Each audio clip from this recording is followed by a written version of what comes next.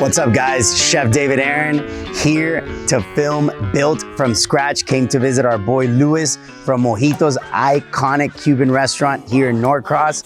Best food in town. I can't wait. I love Cuban food. Reminds me from back home in Miami. Let's go.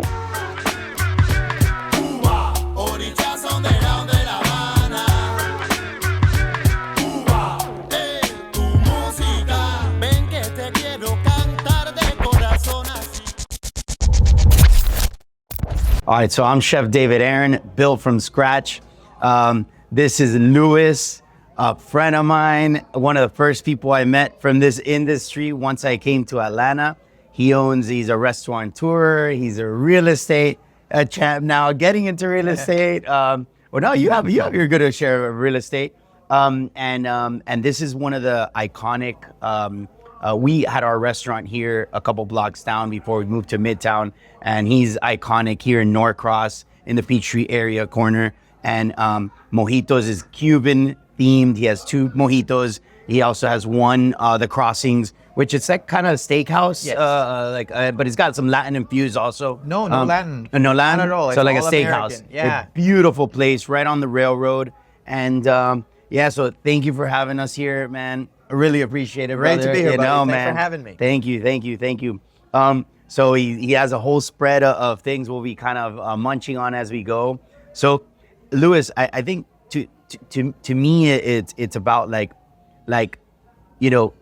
we can say in this industry you are successful, or you have it's an ongoing thing, but we talk some about it, but it is to a certain extent like you have a rhythm going, like. The first restaurant was probably a little more difficult. Like, tell me, I guess, a little bit about the beginnings, because you're born in Venezuela, Cuban descent. Yes. You lived in Miami. Yes. Right. And then, so tell me a little bit more about how you got here to Atlanta, and kind of a little about the trajectory. Sure. So a Cuban household. I was raised in a Cuban household in Venezuela. Okay. I was born there. And in 1987, my dad got like a part-time, like a 2-year gig with an airline called Viasa. It used to be the Venezuelan Airlines. Wow, yeah. But they had an office in Miami, and my dad spoke English. So just through a chance, we had the chance to move to the United States. Cuban English or American English? No. I know, right? It's Spanglish. No, so we moved to Miami when I was like in middle school age. And it was supposed to be for 2 years, but because of our Cuban background, the second we got to Miami and we were like living in the house, like my grandma from Venezuela said, go ahead and grab your residency now, because Venezuela it's gonna go panning out. They know my grandparents always said, we know this tune. Yeah. This is going to become what Cuba became. So wow. Because your grandparents were Cuban. My grandparents are Cuban. But your parents were born also in Venezuela? No, my parents were born in Cuba. Okay, so yeah, gotcha. My grandfather was. You're the first generation in Venezuela. Yes. Okay, gotcha. Yeah, gotcha. I have children now, and they're first generation American. American. Right? Okay, cool. Ours, I guess. Yeah, first generation born in the States. Yeah, no, I'm an immigrant. Yeah. I came in here. I didn't know how to speak English. Oh, wow. And in the late '80s, todavía, y en Miami, you still had to speak English. Yeah. It's not the case now. Yeah. But in the late '80s, like you had to know, like in school, like I didn't know what the teacher was saying, right? It's like kind of you had to learn the language, you had to assimilate. There was no products that were Latinos, like I missed all that. It was kind of rough for the first couple of years. Eventually, you kind of get used to it out, eating the genetically modified American food, the Lucky Charms and all that. Yeah. But so did you ever get stuck on any of those stuff, or like growing up? Because in our household, we didn't eat a lot of like junk food. Yeah, junk food. I mean, my dad would cook. My dad was an amazing chef. That was my grandma. How your grandma? Yeah, my grandma was. But she was in Venezuela. She stayed there, or she came after. She stayed there, and in the '90s, they knew, like they sold whatever they had, and they came, and then they retired here, right? Of course, they're both in heaven. My Okay. But I still, to this day, like they're the ones that instilled, like the morality and the work ethic. And I have all their catchphrases, like they would just say, like honra la patria y el apellido, right? Like honor your name and your country. Or hay que saber pasar hambre con dinero en el bolsillo. They used to say that all the time. Yeah. You have to know how to grow hungry with money in the bank. Very right? cool. If you know how to do that, doesn't mean that you're gonna live like a like a poor, like, homeless guy. It just means like, I mean, to me, that just means like, okay, I got a new project that I'm doing. I'm gonna lock it down. Yeah. Right? I'm gonna lock it down, and I'm gonna be able to just like save money, like not splurge, but just like save money. You have to know how to do that. Man, but do you think with these generations now, do you think how does that trickle down to like your kids? Is it the same, or is it somewhat like, because it's also a different world, like it is. I mean, but that's eso eran sabiduría, like those are like very wise. Well, I'm sure they got it from somebody, right? From there. So I'm trying to pass it down to my kids, right? And I'm hoping in your way. Right, in my imperfect way, because like I did the best I could. I had my first son, Gabriel, and I was like 19, 20. Okay. So I didn't know what the hell I was doing. I was a kid myself. So to this day, I think of him and I'm like, I'm sorry. Those first like 5 years, I didn't know. Then I had Julian, my second child. I was like 25, 26. And then we had Lincoln. He's 10 right now. So, cool. I think I got it. You got him right. I think so, But I'm just kind of half joking. Yeah. But I try to, you try to pass down what your life experiences to your loved ones, right? To your kids, of course. You want them to understand. And there's plenty of entrepreneurship in this country that's pretty much like, you got to know how to grind. Yeah. You have to, I think no one can teach you that.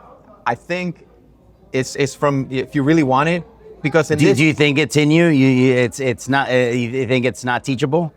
Well, I'm talking about the grind. Yeah, the grind. I don't think the grind is teachable. Like, I know you can go on YouTube and you can find out how to get a six-pack. Yeah. Right? So everybody knows how to get a six-pack, and everybody wants a six-pack. Go get it.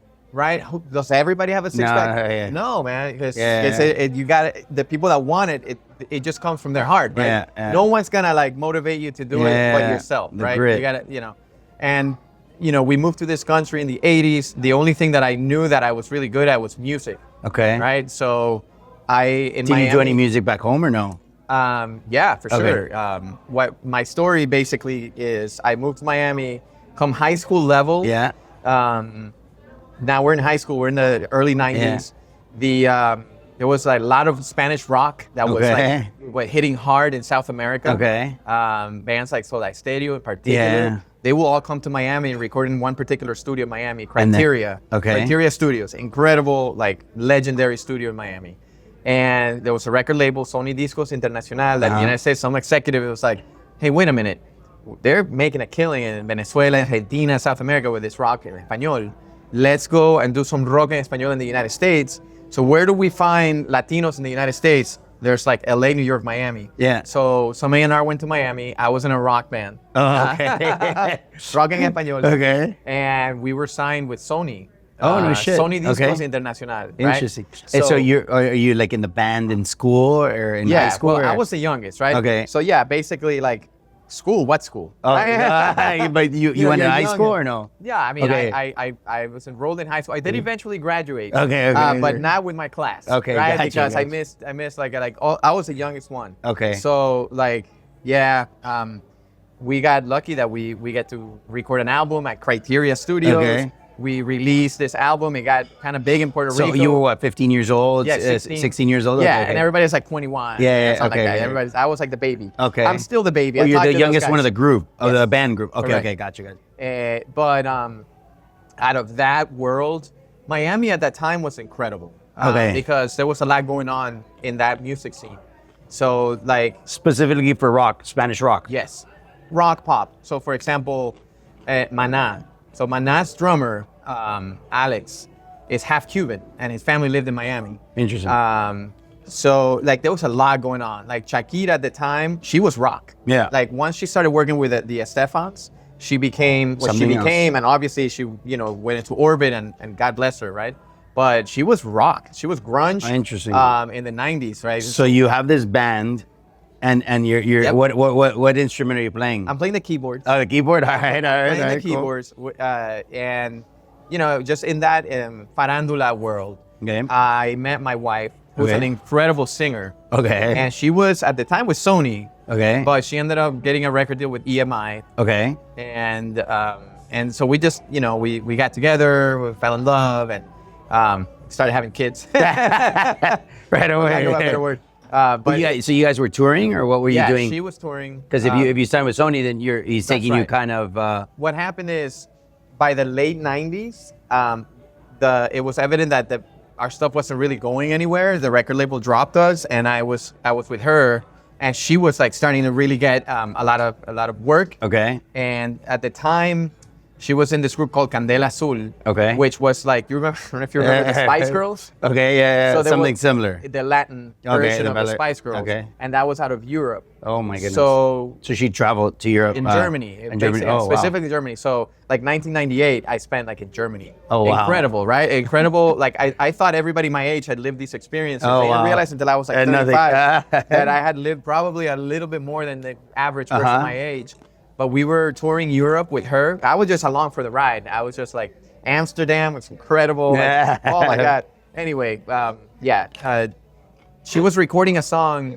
Where in Germany? Munich? No, Cologne and Dusseldorf. Is that north or south? Hell if I remember. I know it was Dusseldorf. And it's like 25 or 35 minutes from Cologne. Okay. And so that's where the headquarters of the recording studio was. She was recording a song and she was singing, and the engineer slipped her a business card and said, hey, listen, somebody from EMI in Mexico is looking for a female solo artist. Do you want to take a look at that? And like she had issues with management and whatever, stuff that happens in the music industry. She called the number. They met up, and they were like, oh, you're the girl. So she went, and she left that band. She went to Mexico. So in the year 2000, we lived in Mexico. Oh, wow. That's where her album was released. Okay. And what are you doing? Just kind of following her around and supporting her? Pretty much, because we did have like... Are you taking up gigs or well, like... yes, correct. Okay. And then in Mexico, I was like a director musical. Okay. So we couldn't afford to bring the musicians to live in Mexico, so we hired musicians in Mexico. So I was the guy who was like, look, this is how the song goes. Oh, okay, gotcha. So you guys were kind of a team. Right. Okay, cool. Right. And in Mexico, like, all these musicians that were hired by the record label were like real musicians. Like, these are real study musicians that were like twice my age. And here I am, 23, 24, telling these guys what to do. It's a little rough, right? It was a little awkward. But at that time, very old school. Yes. Oh, yeah. This is before the internet. This is before, like, that world doesn't exist anymore. Oh my goodness. Absolutely not. But we had issues with EMI merged with Sony or Time Warner, one of those big mergers. And Tony Mottola was a great big executive. He was dating Thalia. I don't know if you remember Thalia at the time. Important. So they're married. Thalia was EMI. And so EMI made a big conference with all their artists. And they said, listen, all of our budget is going to Thalia. She's not going to leave us for Tony Mottola. She's going to stay here. So I need you all to, I know your contract says this and that, but y'all going to sit tight for like 2 years till we get back to you. And so now we're living in Mexico City. Oh, wow. We have this without a contract. 3-year-old, 4-year-old. Well, we had a contract that they're not honoring, right? And what do you have to call a lawyer in Mexico? They own the judges, they own the thing. Like, and we were there. And so it's one thing to be, working on a record deal. It's another thing to now doing gigs in clubs in Mexico. When I could go back to Miami and, and it's just different living in Mexico. Yeah. So Janine, made this really tough decision, and she says, I'm walking away from this. Let's go back to Miami. So we went back to Miami. But Germany wasn't an option. No, we left Germany for Mexico. But it wasn't going back. Mad. They were really mad. They were pissed. Okay, gotcha. She walked away from that. Okay. Imagine you have an employee and they just quit on you. And then they go, hey, can I come back, bro? Yeah. It's something like that. Yeah, okay. So we went back to Miami, and I told her, babe, don't worry. We're going to figure this out. And I had long hair, earrings. At that time, it was a different world. You couldn't get a job looking like that. How old were you at this time? At this time, I'm like 24. 20, okay. 24, something like that. And the only industry that was there for me when I needed to feed my son and pay the bills was the restaurant industry. Wow. I applied everywhere. Wow. Like the restaurant industry doesn't care if you have long hair, if you have tattoos, if you have earrings, if dishwashing in the front, server, whatever. It doesn't matter, right? Can you do the job? You're part of the family, right? So that was like my taste of that, right? So bartending, I was front of the house. I was never like a chef. Okay. I was front of the house guy, taking care of people, hospitality, treating people nice. Worked at all the corporate restaurants, and then I'm like, I used to see in South Beach all the time, the trendy restaurants would get started, and they would have lines out the door, $35 for a Caesar salad. Yeah. And then like 8 months later, they were closed. Closed. And I was like, well, there's got to be something that they're missing because they're not doing right. So I decided to go to Florida International University. Okay. I got a bachelor's in hospitality. I went to FIU. Yeah, I went on hospitality school. Yeah, no, I went to for marketing and advertising. Okay. Yeah, I mean, so it turns out that we're really... Because I wasn't planning to be a chef. Yeah, you're like me, right? Like, yeah. I wasn't planning to be a chef at all. Yeah, I told her, babe, you know what we're gonna do? I came to me one day, I'm like, we're gonna open up a restaurant in Atlanta. Because my sister went to Georgia Tech. Oh. Like, I have like really smart people in my family. So that's, like, my that's sister the and my ties. brother, Raul, That's the ties to Atlanta. Correct. So your sister moved here. She married here. She met someone in college. She married here. She had kids Gotcha. here. So we would visit every other Christmas, every other Thanksgiving, whatever. Okay. And it just hit me like, around 01, 02. Hey, babe, we're going to open up a Cuban restaurant in Atlanta. There will be no competition. You're going to sing. Your mom's going to cook. And I'm going to manage it and da-da-da-da. Of course, she thought I was nuts. But well, you want to make her happy too. Well, yeah, I mean. So she can keep singing or keep doing something. But the thing is, she was gigging in Miami. Oh, she was making. Oh, so she was still. Okay, gotcha. Oh my gosh, in Palm Beach and West Palm Beach and all that area, she was. And what would she sing? Rock, still rock, anything. Spanish rock, or okay? Anything, English, Gotcha. Spanish, rock, jazz. Was it big back then? Like it was, people just kind of hire you, or was that through companies? If you get in with the right crowd, like there was his name was Tony. Oh my God, what's his last name? Like a manager, like a middleman. He knew all the contacts. He had all the contacts for the big gigs, right? Gotcha. So in Palm Beach, was that like weddings, corporate events, or weddings, bar mitzvahs? Gotcha. The works, whatever it was. Gotcha. And it's like every musician's making $700 a night. Okay, cool. Right, big numbers at that time. Oh my which gosh, is great. It's still today. Yeah. If you're working 4 nights a week, making $600, yeah, you're good. Yeah, and you're a musician. So she was getting those gigs. She was a breadwinner still while I was going to FIU. I was working my way through in restaurants and like a collection agency, like really other everything. But it was until I got my bachelor's. When I got my bachelor's, I started working for Longhorn Steakhouse. Okay. In Miami, in South Florida. Yeah. And in 2006, I asked for a transfer.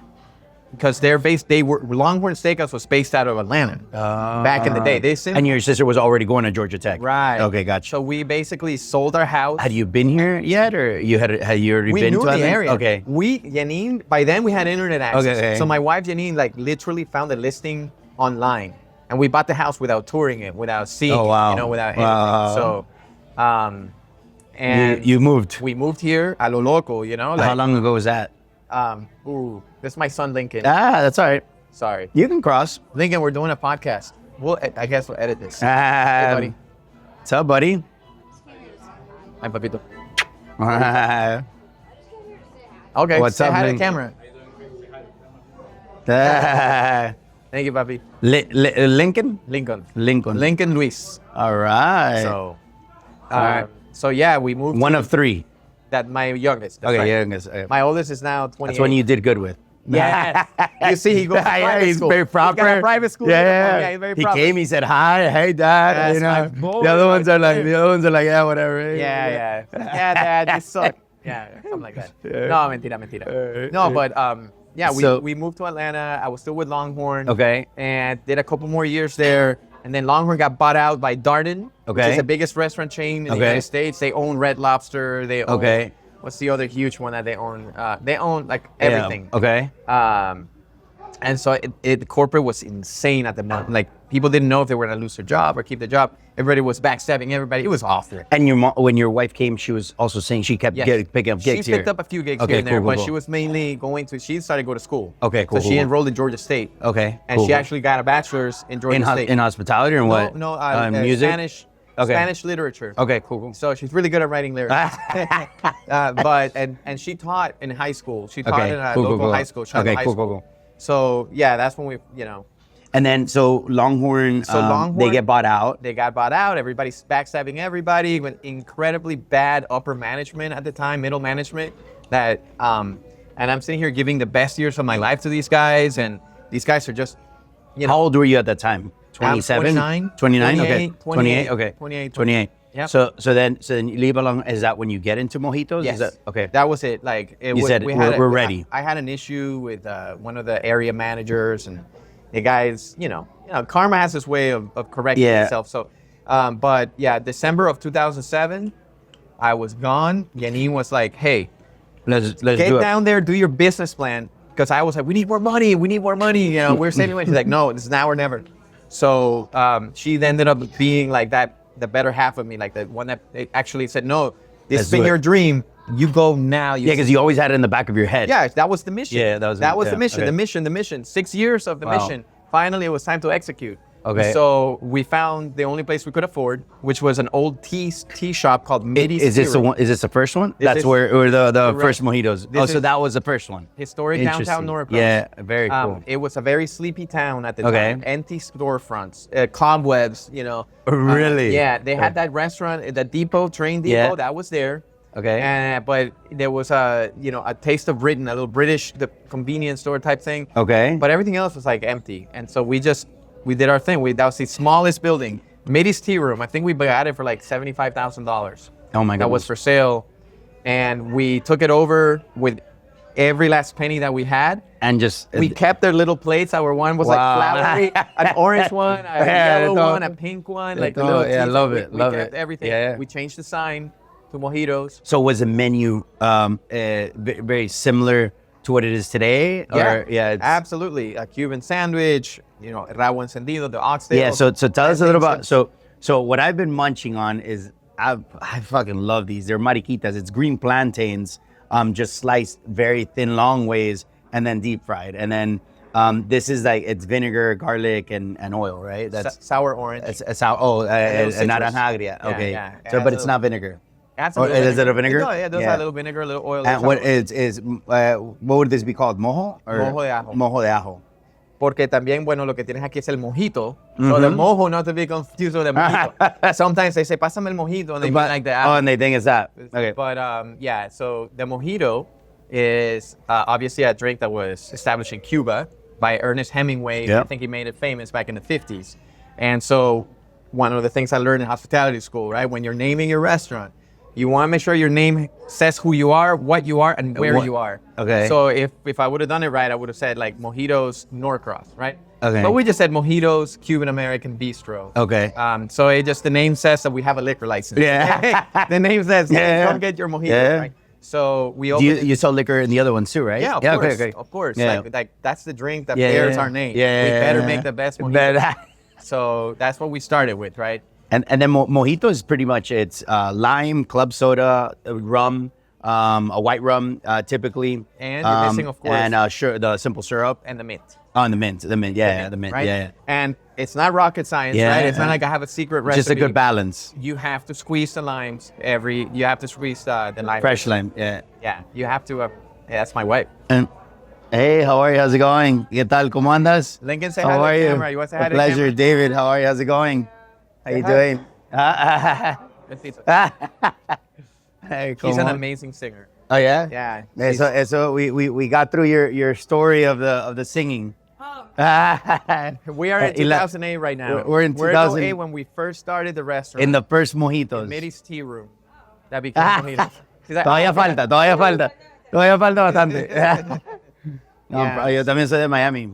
Yeah, I'm from Miami, born and raised. My background's Colombian. Oh, pero ¿dónde te criaste? En Miami. No, nacido, criado toda la vida. What? I grew up in Kendall. High school, middle school, elementary in Kendall, and then hammocks? No, I went to Killian. I went to Killian. Oh, yeah, that's right. Did we talk about that or no? I'm class No. of 95. I'm class of 99. I'm supposed to be class of Shit. 95. Oh, you're supposed. So we were probably. I was a freshman and you were probably a senior. I mean, I wasn't there. I was like, You weren't. You were out. That was big into one of the worst sports. principals, man. I remember. Yeah? You remember Mr. Snay? Mr. Snake. Mr. Snay. I think he went to jail afterwards, right? He got like fined. Yeah, but I don't remember. High school to me was. I was very into sport. I was just sports. Okay. And then Killian I had a good baseball team. And then I had they had a really good baseball team. Baseball, I mean, I played polo, wrestling, track, cross country. Yo estaba jugando esos deportes más que nada. Killian had all those specimens, man. Yeah, no, because we would was pull some them from brothers in there, Richmond, like- from the Heights, from the The Heights. Oh my God, Richmond Heights. Richmond Heights. There was like a South Ridge, There was we a pulled sitcom them. called The Heights. Oh, and so really? Then everybody used to call The Heights. funny. It's like, yeah, you don't want to be caught in Miami's the Heights incredible. Yeah, because I had never met your wife. You always talk about her, but we have never. Yeah. Yeah. Have you met my wife? Yeah, I met your wife. Yeah. It was either her parents or your parents. Oh, it's her parents. Well, I know actually my parents are she here. She was pregnant, I think, or she had just had a baby. Oh, okay. Yeah. We have a daughter. 2.5-year-old Yeah. boy. Oh, it's a boy. Yeah, 2.5-year-old. Yeah. So I still got 8 years to get it right.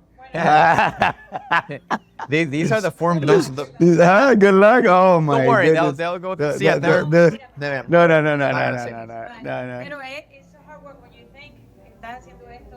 See, No se sabe, porque siempre- my wife was she was pregnant through her first year of Latin, like we have Latin Fresh que estábamos aquí cerca. That's when we met. Sí. And I know that was. I know that. Yeah, no, it's tough. It was very tough. It was because there's still things in the restaurant she doesn't eat. There's still things that she just can't, like from her pregnancy and Oh wow. and it didn't I mean it was rough. I mean it was very, very rough. We went through it's the smallest project I've ever been a part of in my life, and I've never worked so damn hard in my life. Like well, I've been in restaurants for 20 years. So like it's usually, goes well and That was rough. But location. I remember meeting the landlord. Yeah. The guy that owns the Dunkin' Yeah, Donuts. Dunkin' Donuts. I was like, Yeah, I the don't know. landlord's cool guy, super cool Right. people. Yeah, helped us a lot. But it just wasn't the right location. And it's I mean we have a challenge with our restaurant, which is Latin Fresh. People just assume all Latinos are chips and salsa. Mexican. Yeah, that we all eat tacos, burritos, and quesadillas. Once you overcome it, we just gotta catch that. We're in the same boat. We gotta catch that curve, that learning curve, and that's kind of where we're at now. Like once people try that, like, oh, I understand this isn't Mexican. No, porque cuando abrimos un mojito chiquito, por ejemplo, esa era la cosa, que nosotros, we landed in a city that was all Americans, really. Si te vas para el otro lado de la calle, if you're from highway, que tiene todo, Sí. casi siempre todos dominicanos. Sí. Y entonces, de este lado, era la comunidad American community. American. But that was our business plan. Like part of the business model was we wanted to come here not to find Cuban people here. Yeah. We wanted to introduce 100%. And yeah, it was a big. We were scared, and yes, a lot of people were asking about where's the salsa, where's the cheese dip, Yeah. Or tortillas, and we're like, well, no, we're Caribbean, and Yeah. But if you respect, 100%. they're there to try it. Like, they just don't know. Yeah. You can't be mad at somebody that literally doesn't know what they don't know. 100%. 100%. So we took that as this is literally like we want to show you. 100%. Right? And the thing is, like, our food isn't too complex for them Yeah. either, right? It's not like fish, eggs, and seaweed. Yeah. Like some are like, what? No, it's like pork and Yeah. beef Yeah. and chicken, right? Yeah, and it's just cooked differently. I wanted to, and the thing is also like people are like, people are expecting like and you know what I found out, because the research is in high school, which you weren't much in high school.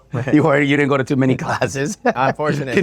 But like I did but like graduate later. our elementary, our middle school, our high school, like we don't really learn geography. Like I was in classes geography. country, like no. we learned 50 states. We Right. learned the 7 continents. We learned the wars we won in Right. Europe. Right. And like down there is South America. But you ask most of us like where Peru is on the map, we can't even tell you. Like Right. where's Argentina? Where's Honduras? Where's the Caribbean? Where's I know because Bahamas? I did elementary school in Venezuela. In Venezuela, So yeah. So that was you- the one thing. Like I remember not knowing English and being very intimidated. But then when math and stuff came around, I was like light it years was ahead of easier. everybody Yeah, else. I was like, 100%. it gave me a little bit of confidence. 100%.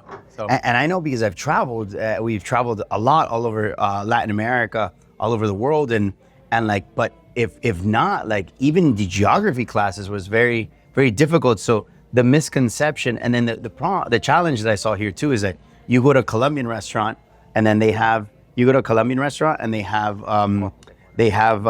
the Colombian menu on one page. Sí, dale.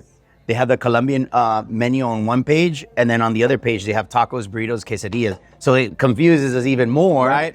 So it's not even like. And then you go to a Peruvian restaurant, they have chaufa, ceviche, great, and then the other page they have tacos, burritos, and quesadillas, and it's like what? So I think the assumption is just like everybody eats everybody burritos is and tortillas. it's all kind of mixed into one. Yeah. And Mexico has done a great job just marketing it. marketing. Let me like in the commercial kitchens, like in the Longhorn kitchens Yeah. and stuff here in Lawrenceville, where I Yeah. worked at Longhorn. Like I had a saying, it was half joke but half true. Yeah.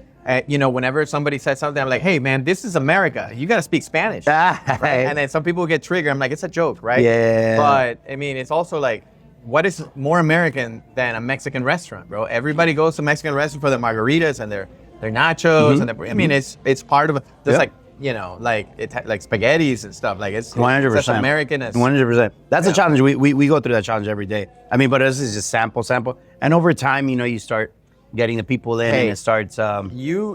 My take on this: if you don't take it the wrong way, don't take it offensive, because these individuals, they just don't know. Yeah. Right? So they're still there at your place, there to support enjoy your it, business, 100%. right? To patronize you. So I just say, oh, bueno, mira, like this is how we do it. 100%. No, because, and I just explain, like in the Caribbean, you don't have the same kind of food, Yeah. And Yeah, it's you different. just kind of, educate people and Yeah. stuff. So we're recording an anthem for the FIFA World Cup 2026. Really? And if it gets picked, it will be really nice. So very well. so, congrats. yeah, thank you. So Well, how do you not get yet. picked? How do you?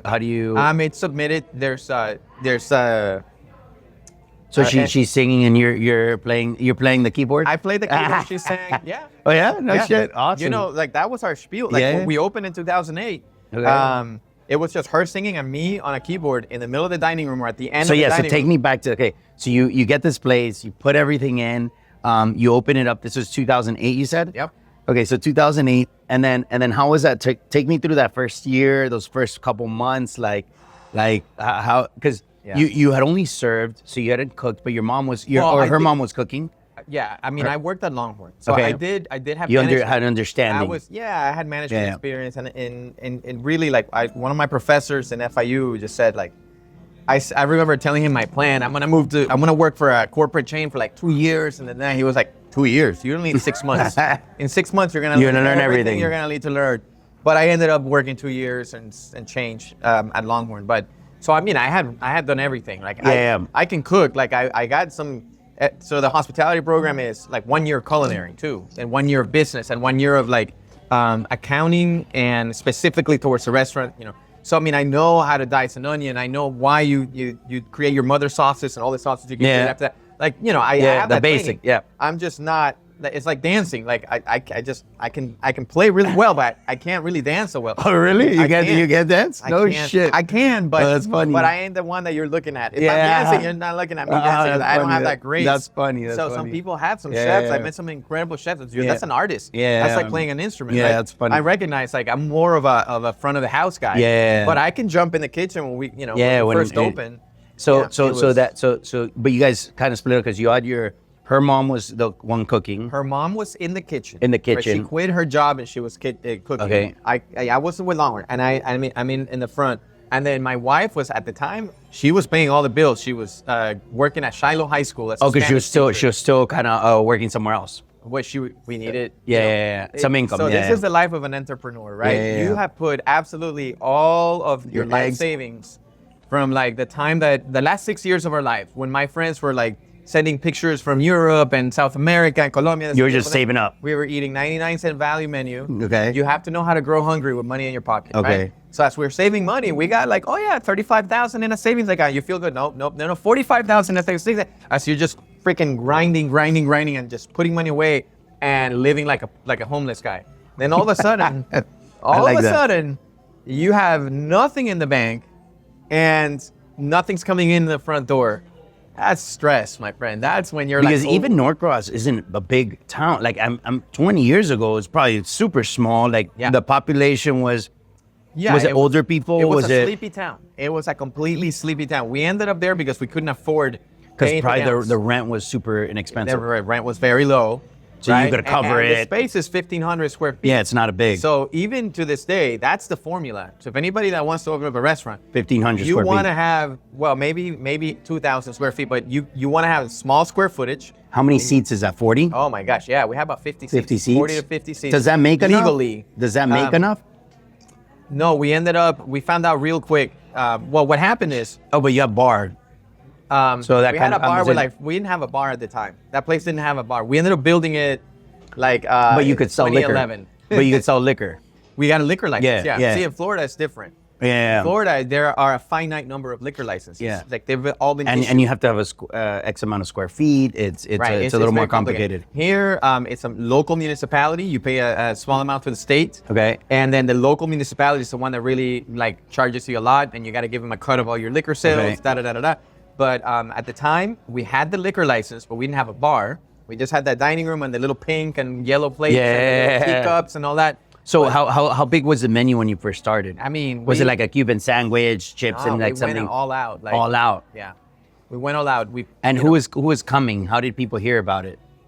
Again, this is before social media. Yeah, this is before were Facebook. people coming from far, or people mainly like locals? At or? first, it was mainly the locals. Okay. You know, like downtown Norcross people, right? Okay. And you play the long game, right? You make sure that person that came into your restaurant gonna come back. is gonna come back and tell a friend, right?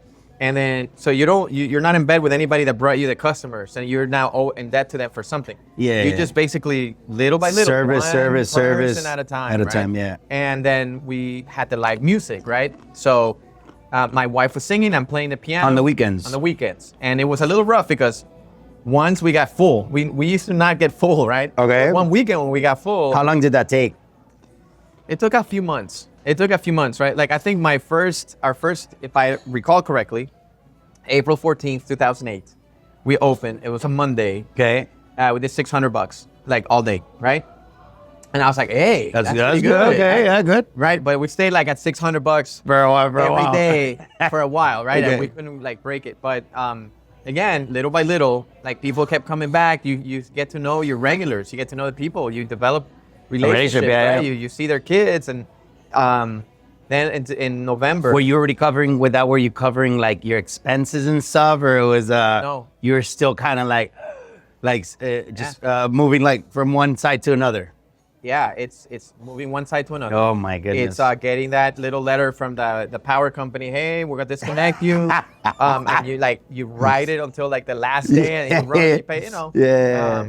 It tests your. I laugh because I know tests- exactly what that is. Yeah, I Wow. mean, and one thing they don't teach at FIU hospitality program, or probably Cornell, that Is they what? should teach is managing cash flow.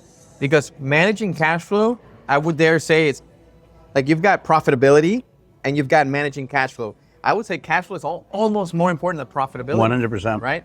So that's what I just learned the hard way. Yeah, right? yeah. But you also I think you also learn that because, like, for example, my wife tells me, she's like, you're a genius. Like, how the hell do you make all this happen? And it's like, well, it's like you kind of, because we grew up with no money. So it's like we're more resourceful, you know, because sometimes we do things and it's like, it's just our instinct of like what we need, how we need to move things around or how we need to shift it. You know, there's some projects I've opened with a lot of money and the money doesn't necessarily mean success. Like, Right. you know, like sometimes I almost like doing it with no money because you think more like when you have extra amount of money, it's like, yeah, let's do it. Yeah, let's go here. And then you don't really like, when you have this much, it's like, go for it. But when you have like little bits of money, it's like, fuck, those $100, where the hell am I gonna put it? That's gonna give me the biggest return, Right. you know, and it's just resourceful, right? Yeah, I mean, And that's something that also has to go through experience. Like you can teach it in a classroom, but you can't. you Bro, live it, yeah, you're 100%. like, 100%. I get it. 100%. So, yeah, like 2008. By the end of that year, the housing market collapsed and the stock market collapsed. Wow. The Dow Jones was at like 6,500. That was 2008, right? That's when we opened. Oh my goodness. So that 2009 was, even more of a grind. So you'd have, again, my wife was like teaching, and that covered the mortgage, and the utilities, and then that was it, right? And then we were just paying the Did you bills guys and the live in rest. Norcross? Live We close? lived in, Okay. It was called Norcross, then it became Peachtree Corners. Peachtree Corner. Okay, cool. So yeah, I mean, it was like 4 miles from the, Yeah. from the Okay. location. And so you guys, these 40 seats, so it started getting busy after 3 months. You finally started feeling. Our lunches were good. We were having decent lunches, and then the weeknights they would drop off, like the dinners, and the weeknights were not so good. But then Friday and Saturday nights was when it started getting when it's because of the band. because of the music. Okay. There was no band. It was the my music. wife Yeah, and yeah, myself. yeah. And All so right. what happened is we had someone come in and was like, "Oh my God, I was just driving by and I saw Cuban and I'm Cuban, you know, da, da, da, da. Or this guy was Peruvian, Carlos, Chile. And he's like, you know, I play the congas. I'm like, you do? Come on, man, I'll buy you dinner. Come, bring the congas. And then he came one day, he started playing the congas with us. And all of a sudden everybody's like, oh, that sounds pretty good. You know, so he's like, hey, can I come every weekend? I'm like, are you kidding me? Come every weekend. You know, and then he just wanted to play. He just wanted to play. And we, of course, we gave him all, whatever drinks he wanted and whatever food he wanted. We couldn't afford him. He's like, no, I just want to play.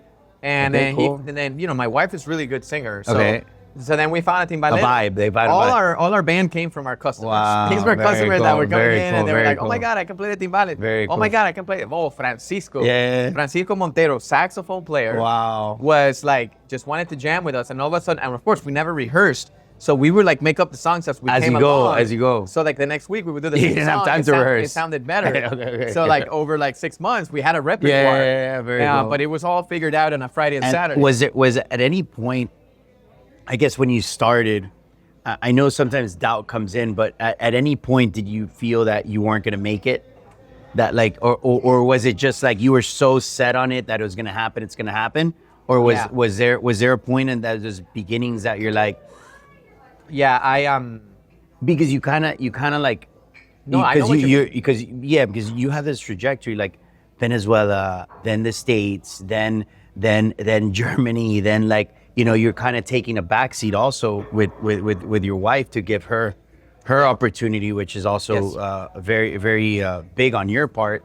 And you have to, you know, el macho, you know, the man. Culture, the man has to provide. Yeah, so how that transition happened, and to a certain extent, you know, now going to Atlanta, you having this idea, you know, the Longhorn thing, and then now starting this. So how did that whole thing like? Yeah, it was rough. It's incredibly rough. Like, you know, doubt is always there. Like people say, the devil's always whispering in your ear. Devil wants to see you like fall and wants to laugh at God or whatever. And so that, you know, but I think it's maybe because I'm half crazy or faithful or naive, you know, where you never thought like that you were gonna fail. You know, you just thought like, no, this is what we're gonna do. This is you just went with it. This was the mission. We're gonna do this, right? And so, you know, we used to do payroll weekly, right? And so Friday everybody used to get paid. And so by Friday, it was when usually the account was negative. It was right? zero. And you're like, oh, you have to figure out how to do it, you know? Like, and I remember one time there was like $200 left, and I'm like, paid everybody. Like the vendors were paid, employees were paid, rent was paid, everything was paid, and I had $200 left on that Friday. I was like, oh yeah, that's good. I'm Bill Gates. Yeah, I'm rich. You know, whatever. And then the next week came along, and it's like we have $380 left. So it started covering. The next week when we had 400. At what point was that? That was 2010, 2011. So that was a couple years after. It took a couple of years. Wow. And we had our clientele, right? Good. And then by then, like we had to like put a tent in the back in the gravel and put more chairs, and then in the sidewalks we had tables and chairs because we were getting slammed. Like Friday nights, Saturday nights, you know, you have 50 seats. Boom. No, and there's 1 hour and what else was there with music at that time? There was nothing. There was nothing in the. So people, even if they drive 20 minutes, 15 minutes, it's still, you know, it was worth it. Absolutely. Yeah, they didn't have to go to downtown. They didn't have to go to the city. It was just like that was our crowd. It was right here. Gwinnett County, and that's then you interesting. come home. And then the dancing. People were dancing in the chairs and the tables. It was a great Was it vibe. a lot of Latin people, or is it mainly American? Found us, right? The Latin people found us, and then the Americans are That's there. how we found you guys. Yeah, that's how we came here. Because we're like, my wife is like, man, I feel like dancing Spanish music, and we came for a band once, and that's how we. That's how we. That's how we found us. Yeah, that's how we were the only game in town that had that, right? You still are. Well, no. Oh no. Well, there's Eclipse de Luna. Yeah, there's a couple places where you a can lot go of dance. places kind of looked at it and said, hey, we can do this, and we have more money than them, so we can do it nicer. So that's what happened. Because everything we've done has been my wife and me. Yeah. Nothing else, right? Cool. So no investors, no partners. It was just us. So.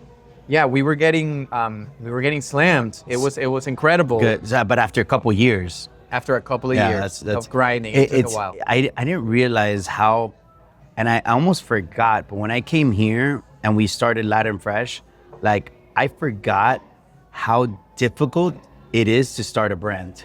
Oh, yeah. Like, I mean, you're telling me it took you 2 years. It took us about 2 years also to get it cranking. Like, I mean, but it was like rough. And like to start a brand, like whoever wants to start something from scratch, from zero, like, and sometimes it's like, no wonder people don't start a business. Like it's so. And especially a restaurant, right? A restaurant. I mean, when I was in FIU, my professors, it was like out of 1,000 students, like imagine 950 are hotel management. And then it's like 50 of us out of 1,000 that are like restaurant. And every chance the professors had, we were like, are you sure you want to do this? Like, knowing what I'm telling you, why would you do this? Why would, you know, I was like, no, this is my mission, this is my dream. But it's because, well, you go to the National Restaurant Association website, I mean, the average profit margin for any restaurant is 4%. Yeah. 4 to 7%. So imagine you're doing $1 million in sales. Yeah, all that work for that. For $1 million, for $40,000 a year. Yeah, you can do that. You can do that as a teacher, and you have your summers off, and you get paid. Yeah. So a lot of people, it's not like that they failed. They just said, forget this, it's not worth it. Yeah. So it's not like they failed per se. It's just like they realized like it's not worth their time, their effort. But we were. So 2 years in, you're doing great. At what point and then the next restaurant you get is the one across the crossings? So the guy that was across the street, like when we first opened, I remember he talked to my dad. He was like, I met your dad. Your dad served us at the restaurant. Okay. And we're like, man, what a cool guy. Like, man, just. Yeah, my dad was still employed somewhere else, right? Like he was built for this. Like he's like a salesperson. He's a hospitality sales. Like he's just like he gets you round up, and you're like, oh my god! Like my dad was running a Radio Shack at the time. Really? I remember going there for batteries, and I remember this guy just walks in, right? And his guy's like, 10 bags. I want to get headphones for my daughter's cell phone. And he's like, what's her cell phone number? And I'm like, what's he asking for that? Oh, you know, she's doing an upgrade already.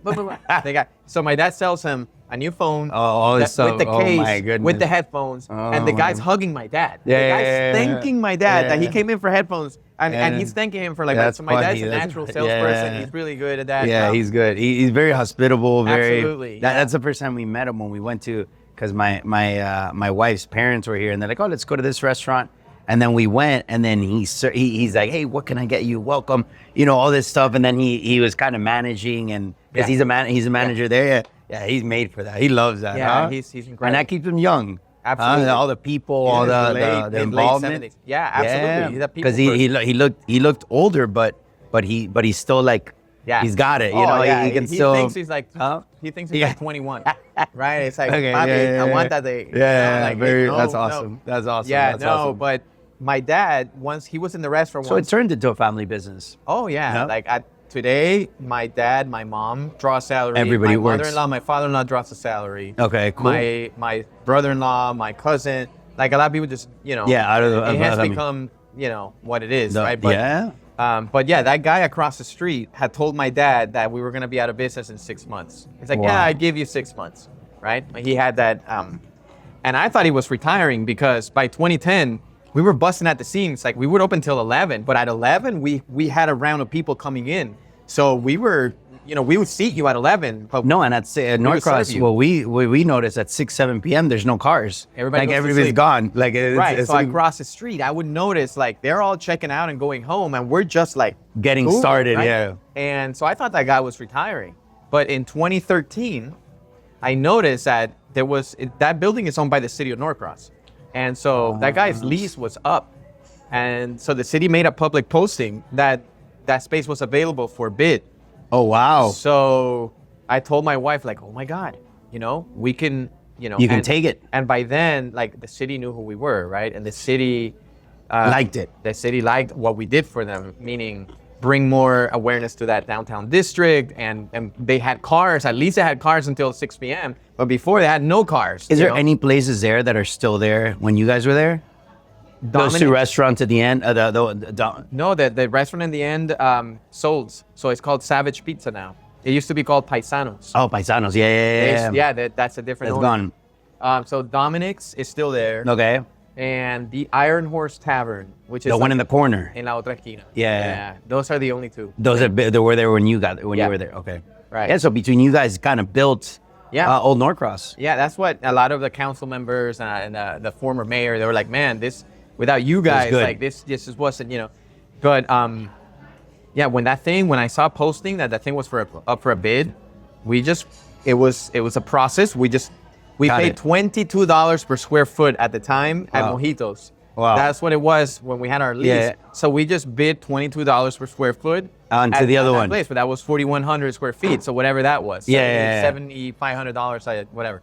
And so and you went for it. The day that they opened. That was how many years after? That was 5 years after having. So you guys already had Mojitos cranking the first one. Mojitos was cranking. It was good. It was doing good. It was doing good. Cranking. Good. Incredible. Good. Incredible. We actually were going back to Miami. I went to a Miami Heat game, like the playoffs and the finals. Yeah. And we had the good seats. Yeah. Taking my kids. We were like, it was incredible. Like we were doing it, living it up. Yeah, and then we bid $22 per square foot. Was your wife still a teacher or no? She ended up, no, by then she came full time. And she came full time. Okay, cool. And then my father-in-law quit his job and then my dad quit it. So we were all in that one. Yeah, because we went from whatever it was, 3,000 a week. By then we were doing 40,000 a week. Yeah, wow. That's so a big difference. 36 to 40,000 a week. Damn. At a 1,500 square foot location. That's the formula. Anybody want to open up a restaurant? I'll say it again. Small square footage. If you can hit those sales, you can get to at least 25 to 30,000 a week. And now you're doing close to $2 million a year. Man, you can't pay that much rent on 1,500 square feet. So we're paying 35,000 a year in rent, 40,000 a year in rent, right? It's you just manage your inventory and your payroll, and you also have to. I think you also have liquor. Well, if you don't have liquor with that size, that's the thing about the liquor. Yeah. When you're small, in that Mojitos, we were tiny. We couldn't fit. Like if we wanted rum, we get one rum. We can't have 3 kinds of rum because they don't fit on the shelf. We're tiny. So if we had like a vodka, we would have like a top shelf vodka. Yeah. We wouldn't have the other vodka, a well and a top shelf. So if somebody said, "Can I have just your regular well?" Vodka it was that one. Hey, we're sorry, we only have this kind of vodka because we don't have the space. So kept that inventory low as well. Because if you keep your inventory low, then you're more profitable, right? If your menu has 500 items. You had told me that your strength was inventory. Why is that? Is that because of Longhorn, the steakhouse, or is it what you liked, or is it just what you had to do because to be able to? Brother, it's not rocket science, right? Yeah. I think it's because I'm more ADD, ADHD. Yeah. Because you've got a clipboard with all your items, every single item that your inventory, right? Yeah. You have to touch every single item, right? Yeah. You go to that list and you're gonna touch every single item, right? And it's so simple, right? You just look at it and you're like, okay, milk. Okay, let me go to the walk-in cooler. I've got 2 gallons of milk. Today's Thursday. Tomorrow's truck day, but we got another truck on Monday too. So do I need to order milk? I have 2 gallons. You know what? I'm not gonna. But you're kind of playing also with your cash flow. You're kind of putting everything together to make that decision. Well, I mean, because it goes hand in hand, right? Your if you have that's the name of the game when you control inventory. Like for example, I think, in my opinion, there's a misconception because the salesperson will tell you need mayonnaise. Yeah, look, it's $19 for a gallon of mayo, but if you get the case, it comes out to $12. Yeah. Okay, but the case, 12 times 4. Now, I don't want to pay $48 for a case of mayo. I just want to spend $19 a mayo. I don't need 4 gallons of mayo sitting on my shelf. I just want to, you're going to pay more. Yeah. It's more profitable to pay more for what you need until your next delivery, right? Because you don't have the money sitting on the shelf. Yeah, and that invoice, that guy's going to come around next week and collect that invoice. Yeah. Hey, I need to collect that. You haven't sold it. It's sitting on the shelf, right? So if the invoice is, instead of a $5,000 invoice, you have a $3,800 invoice. Yeah. Because you didn't need to flow, your cash flow gets to move a little more. So that's why you got to control the inventory because it's going to lower your invoices. And you lower your invoices, it increases your cash flow. Increases your cash flow, you have more cash to spend on other things. Do you know how many ingredients you have? How many ingredients do you have in the kitchen? Do you know or no? I mean, I've got a list, right? Yeah. Is it like a lot or? It's 5 pages. 5 pages? Oh my goodness. I'm talking from the salt to the soda syrups to the mint candy that goes on the front to the napkins to the paper towels, like all of that, right? It's about 5 pages. Okay. So yeah, That's a lot. We probably should reduce the menu, right? And then we can get into those strategies. Yeah, because they have when I do consulting, the first things I would look at is how many vendors, how many items on the menu board, because there's a lot of things that you can kind of cross use if you Absolutely sit down and do that, and that saves you a ton of accounting, a ton of money, a ton of inventory, and it's just figuring out how to use this ketchup or that tomato, you know, how to kind of figure out a way how to that's right, cross reference it. Yeah, like we have a barbecue sandwich here because we have our own baby back ribs. Okay. And we make the barbecue sauce with guava.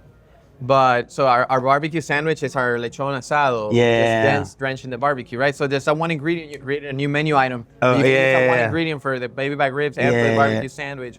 And so you kind of play with that. Maximize what you can and give the guests like more options.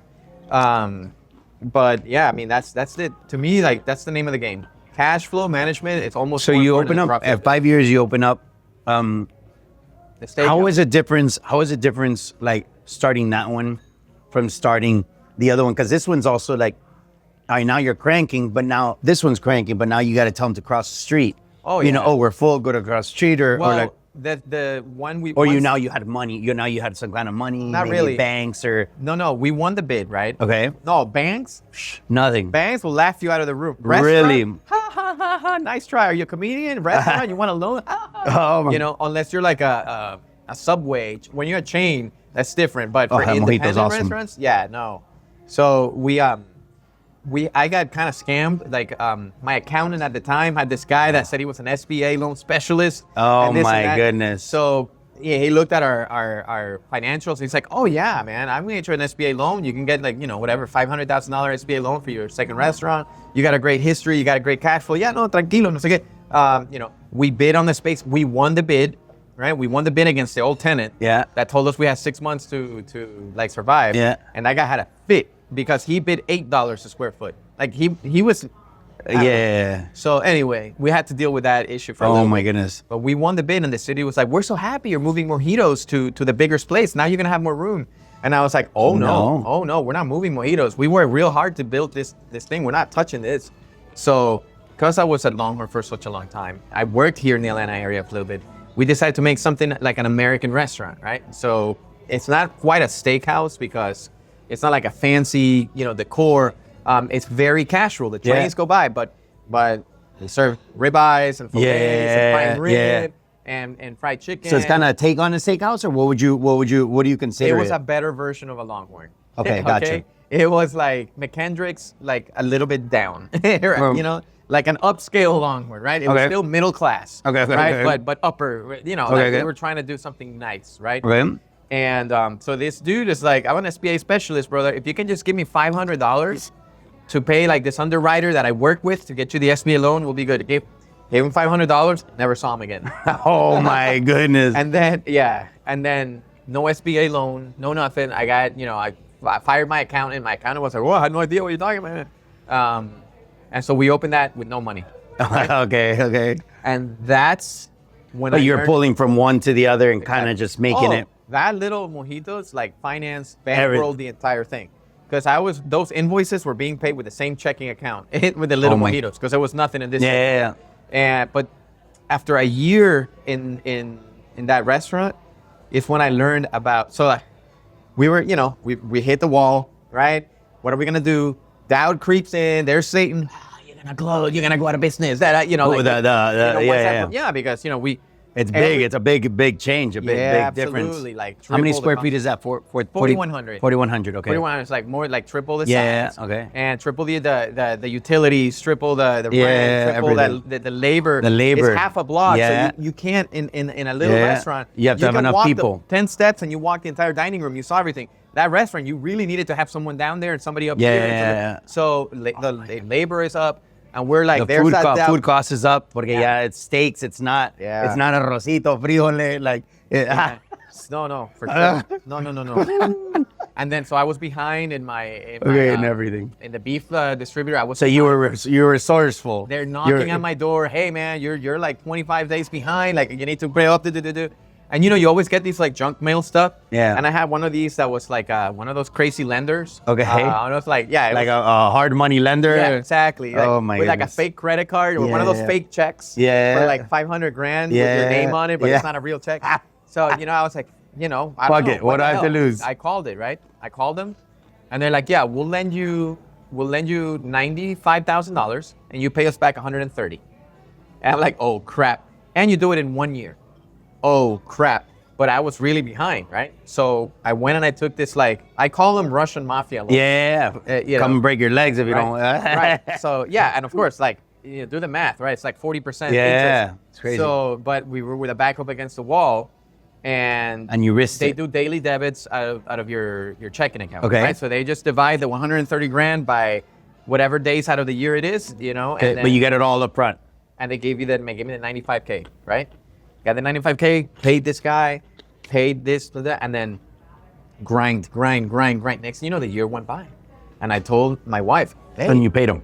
yeah, I paid, it paid off. Because they were deducting it anyways. Yeah. So I tell my wife, okay, wait a minute.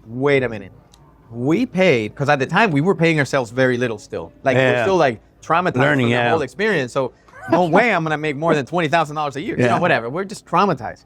So then I told her, hey, wait a minute. We went and we paid $130,000 to these people in 1 year. That should be our money. That should be our, like, I should make $130,000, and then Yeah. you should make $130,000. You know, so this is possible. So, and I started calling all those little numbers of those little hard money lenders and putting up To against. see who can get you a better deal. Yeah, no, for sure. Like, of course. Oh yeah, you got an approval. We'll give you 125. You pay us back 200, right? So I called the other guy. I have an approval from ABC guy. Oh no, we'll beat it. You know, we'll give you 125, but you pay back 150.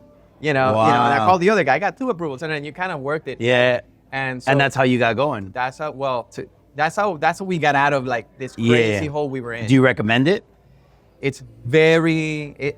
Very risky. It's very risky. It's like, do you recommend someone opening up a restaurant? Yeah.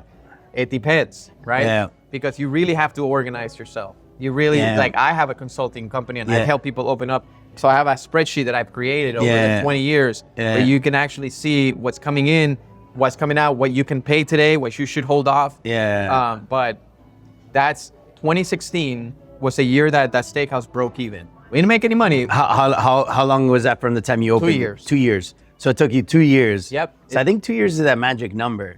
I mean, if you grind it, well, you know, because I think once you build your brand, it's different. Because that was a new brand, the Crossing Steakhouse. You know, Mojitos, our second Mojitos took 3 months. 3 right? months. Like Which is this one? Yes. Or was it Marietta? No, This one. I mean, we opened up and immediately we realized we were understaffed. Like we opened up, Wow. boom, we got slammed. Packed. Like because people already understood, knew the Mojitos. name. Absolutely. So once you build your brand, it gets easier. Yeah. But we went from building one brand to building another one because they were across the street from each other. We didn't want them to compete. Yeah. So these hard money lender guys like got me out of this mess. But then in 2016, we broke even, and Mojitos had paid for everything, right? And when I remember having like an incredible end of the year employee party in 2016. I think we spent like $35,000 on one night. For all our staff though, our staff and their spouses, and we got like flat screen TVs, and PlayStation at the time. I think it was PlayStation 3 or PlayStation 4, brand new. Like we give that stuff away, and then every server got an apron with a fancy lighter, fancy bottle opener, and 3 click pens. Crazy. And $20 in cash change, right? Like a 10, a 5, and 5 1, so they can make change for the customer. Mm-hmm. Like I don't know how many servers we had. We went all out, right? Then we did our taxes in 2017 for 2016, and my accountant's like, "Congratulations! What do you mean? Like you made money?" I'm like, "Well, yeah, thank you." It's like, all right, so you owe $145,000 to the IRS, and like $37,000 to the state of Georgia. Oh my like, goodness. What the heck? So then that's when I learned about Taxes. tax planning and preparing for that, and you know, This was this was 5 years after having the businesses, like after being in business. Yeah, because you're used to just operating at a loss or breaking even or making some kind of money. Because even though Mojitos was crushing it, Mojitos, that formula, small square footage, right, is high grossing sales. We were at 27% margin. Wow. Beautiful. Right? Beautiful. But because the crossing was opening and was losing money, that offset these the massive profit. profits. Yeah. But once that thing broke, You already even, had separate books? yeah, of course. Oh, yeah. So each company is separate. Yeah, separate. So once, but it all, you know, Funnels into it. funnels Yeah, into into the myself, holding. right? Yeah. So once this one broke even, then This one. oh look, you made like a bunch of money. So And there's we got screwed. We had to make a payment plan with the IRS. You know, there's an app that I was using in the restaurant I had here that deducts your sales tax daily. It's called Davo. So it just pulls out like whatever you charge in taxes, pulls it out and automatic like, and you don't have to worry about tax. Like to me, because I'm, you know, we're not always the best. We're not always the best managed. Right. And what they do is that they pay that service cost. I think it was $35, and they pay the taxes at the end of the month, but they pay them early because they already deducted it from you. So they pay it early, and then they pay for you, and then the government gives you a $50 incentive a month for paying early. Well, the state of Georgia has what they call, oh my God, there's a name for it.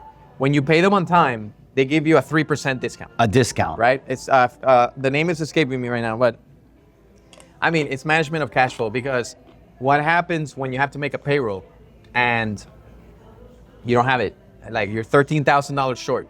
You have to make the payroll. You know, that money, I mean, if you paid it to these guys, well, you don't have access to it, right? No, you don't have access to it. But that's not your money. Why count on it?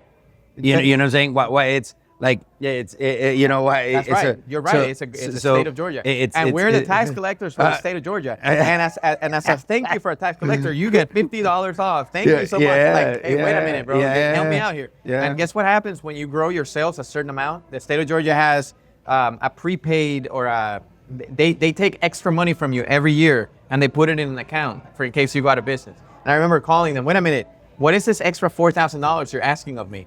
Oh no, because once you do more than 60 grand a year in sales tax, you're in this category now. So now you have to have a like a prepaid. And I remember asking the lady, so where do I collect this money from? So I just charge this to the customer? Oh no. You charge your sales percent. So where the hell am I getting this money from? Oh no, I don't know, but you got to give us this money. No, nobody knows. Yeah. No, you got to pay it. So you know, with me, I have my spreadsheets, and so. And you manage the cash flow better. I like to manage the cash flow. Let me tell you, I've had to pay it late, right? If you don't pay it on time, there's fines. Then they charge you the fine. Yeah. But you know, like you always have to pay it. It's not your money; it's their money. Yeah. But if on the 20th you didn't have it because I happened to be the payroll day, I pick my employees and then I pay it the next Friday, right? And I pay like an extra $400. Yeah, and you work it. But you pay them, of course. The state of Georgia, you think they won't give you your liquor license, right? You get your license from the Georgia Department from of the taxes. Revenue. So like that's the same department that gives you your liquor license. You don't mess with that. Pero I manage my cash flow. I personally like to have it on my spreadsheet. I know when the credit card batch is settled, what's coming in the next day. I like to not count. I like to count on it if it's like it's not mine. Get it out of there, and then we work with what we have.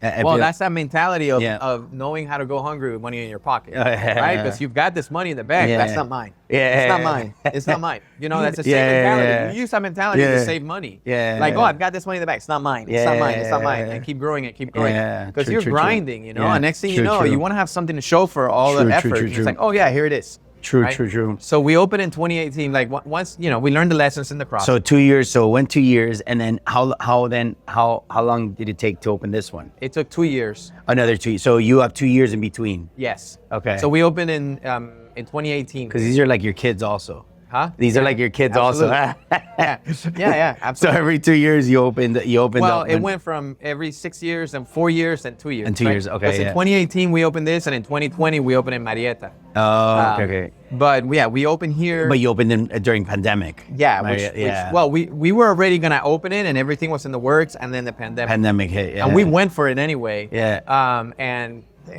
Do you regret it, or what do you? No, everything is a learning opportunity. Yeah. Everything is a learning opportunity. I mean, I have a lot of regrets, like with decisions I've made with these Russian mafia loans. Yeah. You know, with all things like I have a lot. You know. Yeah. But you can't go back in time. Yeah. All you do is you take what you learn and from and you move level forward. up. Absolutely, right? It's that pain that you feel that grows your muscles when you go to the gym. Like you tore the muscle. Yeah, no, it's gonna be bigger. Yeah. Right, so you have that's just how you have to look at it, because if not, like, what's the point? And what would you tell? What advice would you give your younger self?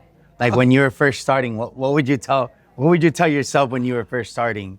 Like when you had just signed the lease for that new place. Like right now, and if you were to look back at that time, what would What would you tell yourself? I mean, I would tell myself, manage your cash flow, right? Don't go crazy with your inventory. Don't listen to the salesperson that tells you it's cheaper to buy the 4-gallon case versus the 1-gallon case. Okay. Every other person that walks in your front door offering you like, oh, I'm gonna give you this. I'm gonna they don't care if you go out of business. They just find your money then. Yeah. Get them out of there. Don't serve. Okay. Don't work with those people, right? Right. Like, it's a lot of lessons. Yeah. Right? But at the end of the day, like, and it's cool how you did it also with your wife. Like you guys did it together. Like it wasn't like when she knew that, she's like, I don't see you. When I was a Longhorn, she's like, you're giving them the best years of your life, right? You're working 70 hours a week. You're getting paid a salary, but we don't see you. Your kids don't see you. Yeah. This way, we're all here. We're all gonna see each other. Like cool. we're all. That's together. a good way to. That's a good way to look at it. So that's kind of how we did that. Me and my wife, we do it together also, and it's. I tell her it's good. It's good and it's bad. It's got its pros, it's got its cons, it's got its things, but also like we've been doing this together, like as a couple, as a team, as a family, because our son is also involved. He's talking, so he already says the brand. He's like, I give him the business cards. I was like, just pass them out to it. So he's like, okay, I gotta pass out the Latin Fresh. But like we're doing it together, and I feel that share a picture as you're talking. I'm gonna share a picture with you as you're talking. Oh yeah. So I feel it's like just everything you're talking and how you did it with your wife as a team, as a couple, because you also share that. You also share those moments and it helps you guys grow as a couple as well. Absolutely. And yeah, I mean, like anything in life, right? Like a good marriage, you have your tense moments. Yeah. But my wife is a lot younger, and my wife comes from a different background. Like this was her first business, so for her it's like she's taking the hard knocks school of everything else. So it's So look at this. I can share this with you if you want to So he's 23 years old right now. Oh wow, and that's awesome. my little. That's the first mojitos. That's the first mojitos. That's Julian. Awesome. He was like, I'll be the appetizer runner. Oh, awesome. Yeah, awesome. Like I remember, he was in kindergarten at the time. Okay. I remember one shift, like he was there because he had to be there. Yeah, there's no choice. I'm in the kitchen because we got slammed. I jump in the kitchen, somebody gets a baby back ribs, and I'm over there like, I just remember like, I had the barbecue sauce on a third pan. And I'm like brushing, putting it on there. And then he grabs it. I see him there staring, and he was just staring. A little kid like that, just staring quiet. Yeah. I remember he moved that. And like 3 weeks later, he goes, Papi, I told my kindergarten teacher your secret to your ribs. And I was like, oh, really? What did you tell her? What's the secret? He's like, you paint them. So he it's like brushing away. That's awesome. But that's what you get. Those are the memories you build when you have your family in the together, business. Right? 100%. Now, of course, like when we jump in the window and Janine and I are in the kitchen, like people run away. People are like, oh, get out of here. We don't sit. Because like, if she's in the window and I'm in the grill or vice versa, like we start fighting. Yeah. She's like, give me a rice here and a black beans. And get in there. I'm like, wait, no, you're in the window. What do you want me to do? Así cualquiera. Así. No, Does that still happen a lot? Yeah. No, I mean, we've been You've blessed. been better, yeah. We've been blessed and we don't have to jump in. You don't have to jump in there. Okay. And when we do, I go wash dishes. Yeah. I go take the dish. That's funny because that's funny that you say that because I think it's the same thing with me. Like when me and my wife, like when we're together, it gets a little tense sometimes, and I already feel it. I'm like, let me just go do something else. let me go get something. I mean, but anyone in the business knows, right? Yeah. When en español le dicen la putiza. Cuando cae la putiza, right? When you're busy, when everybody's in here, it gets very tense. We say things we don't mean. Yeah. We're very rough with each other. And then when everybody's... Don't take it personal. Exactly. When everybody's gone and it's the end of the night, we're all chilling, it's good to be like, hey, I'm sorry I called this. I'm sorry I called your mom and this and that. Like whatever. Yeah, in the heat of the moment. In the heat of the moment when you slam. But you also like that because you're actually trying to do your best, right? People that aren't like that, they probably don't need to be in your team. Yeah. Those people don't give an F, right? They don't give a crap. They need to like, they're not get at it. So, it's like a good chef too. Like when we hire for someone in the kitchen, like if they don't have a DUI or if they don't have any kind of like arrest, like I don't hire them. Yeah. If they don't have that, you ain't gonna make it. Yeah. I need. No tienes calle. Necesitas calle. Like I've been there, done that. Oh, this is a clean looking person coming in. Like you get two of these shifts, and they're like, Yeah. And then they never come back. It's like, I don't want to waste my time with you. I need someone with tattoos, I need someone with like a DUI. That's funny. That's funny. I mean, in the kitchen, right? Because the kitchen is a different animal. It's a different animal. You don't want that guy talking to your guests. Yeah. You know, right? You don't, right?